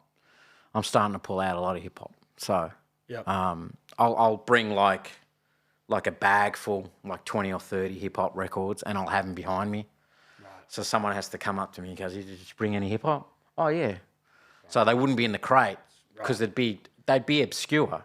Mm-hmm. So it's like everyone, if I'd have had them in the crate, everyone would be looking at this hip hop sign, flicking through it, and not seeing any Wu-Tang or KRS-One, and just going, nothing in there. Right. And I'm thinking in my head, man, everything's in there. It's all obscure stuff. Though, But a lot of people just want the usual Doom, Wu-Tang, whatever album, Yeah. And whether it's a reissue or a first press. But there's a lot of obscure stuff, so I just don't want to put it in there, like I'd have behind me or something. Yeah. See if Do someone people wants hit it. you up and say, "Man, I'm getting out of this game. I've got a whole collection." Nah, I wish. They don't do that? Nah. I haven't had the opportunity. Nah, I haven't had the opportunity. I don't know why, but I haven't had the opportunity. Is it maybe because you're not active on social media, maybe? Possibly. Harder to find. I'm not on Facebook Marketplace. Are you not? No, I don't go on there. That's the only thing that's any good about Facebook. I don't spend time on the internet. I feel like if Facebook Marketplace didn't exist, Facebook would have fallen over a long time ago. That was the only thing keeping Oh it yeah, on probably. Yeah, probably. People, So you're not even on Market. Okay. I don't go on there. I don't go But on if there. people have a whole collection they're looking to move on, it is something that you would look Oh, at. of course, yeah. I'd have a look. Yeah.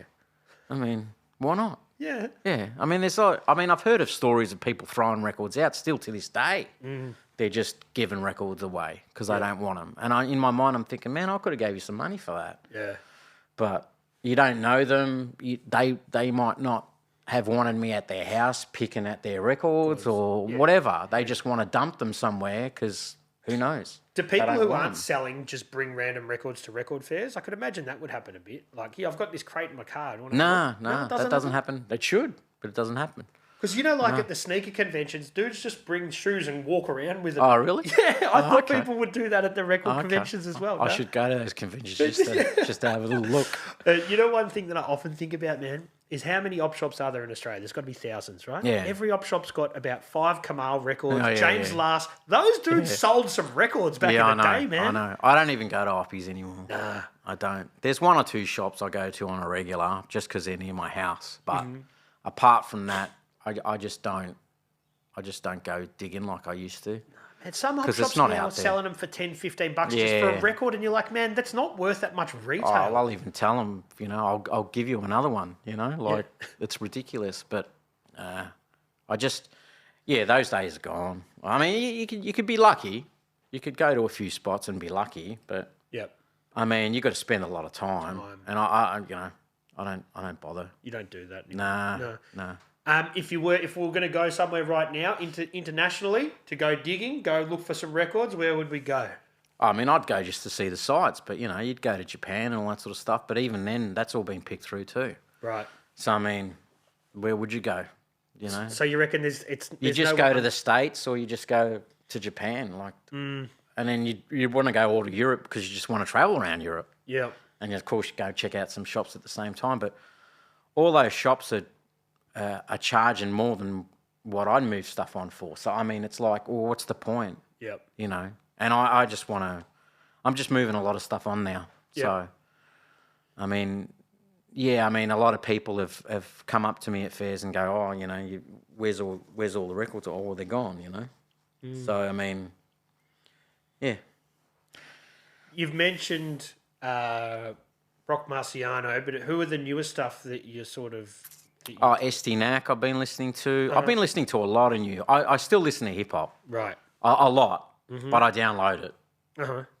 free downloads. Spotify. Nah, YouTube. I just download off YouTube. I don't know. Just for the car. Yeah. So I don't buy records anymore. Like the last 10 years I don't. So the latest hip hop stuff I bought was Marciano's stuff from his first couple of albums. And does that sit in with your proper collection? Yeah. It's because he was in the UN, so I got the UN release there. I got that album.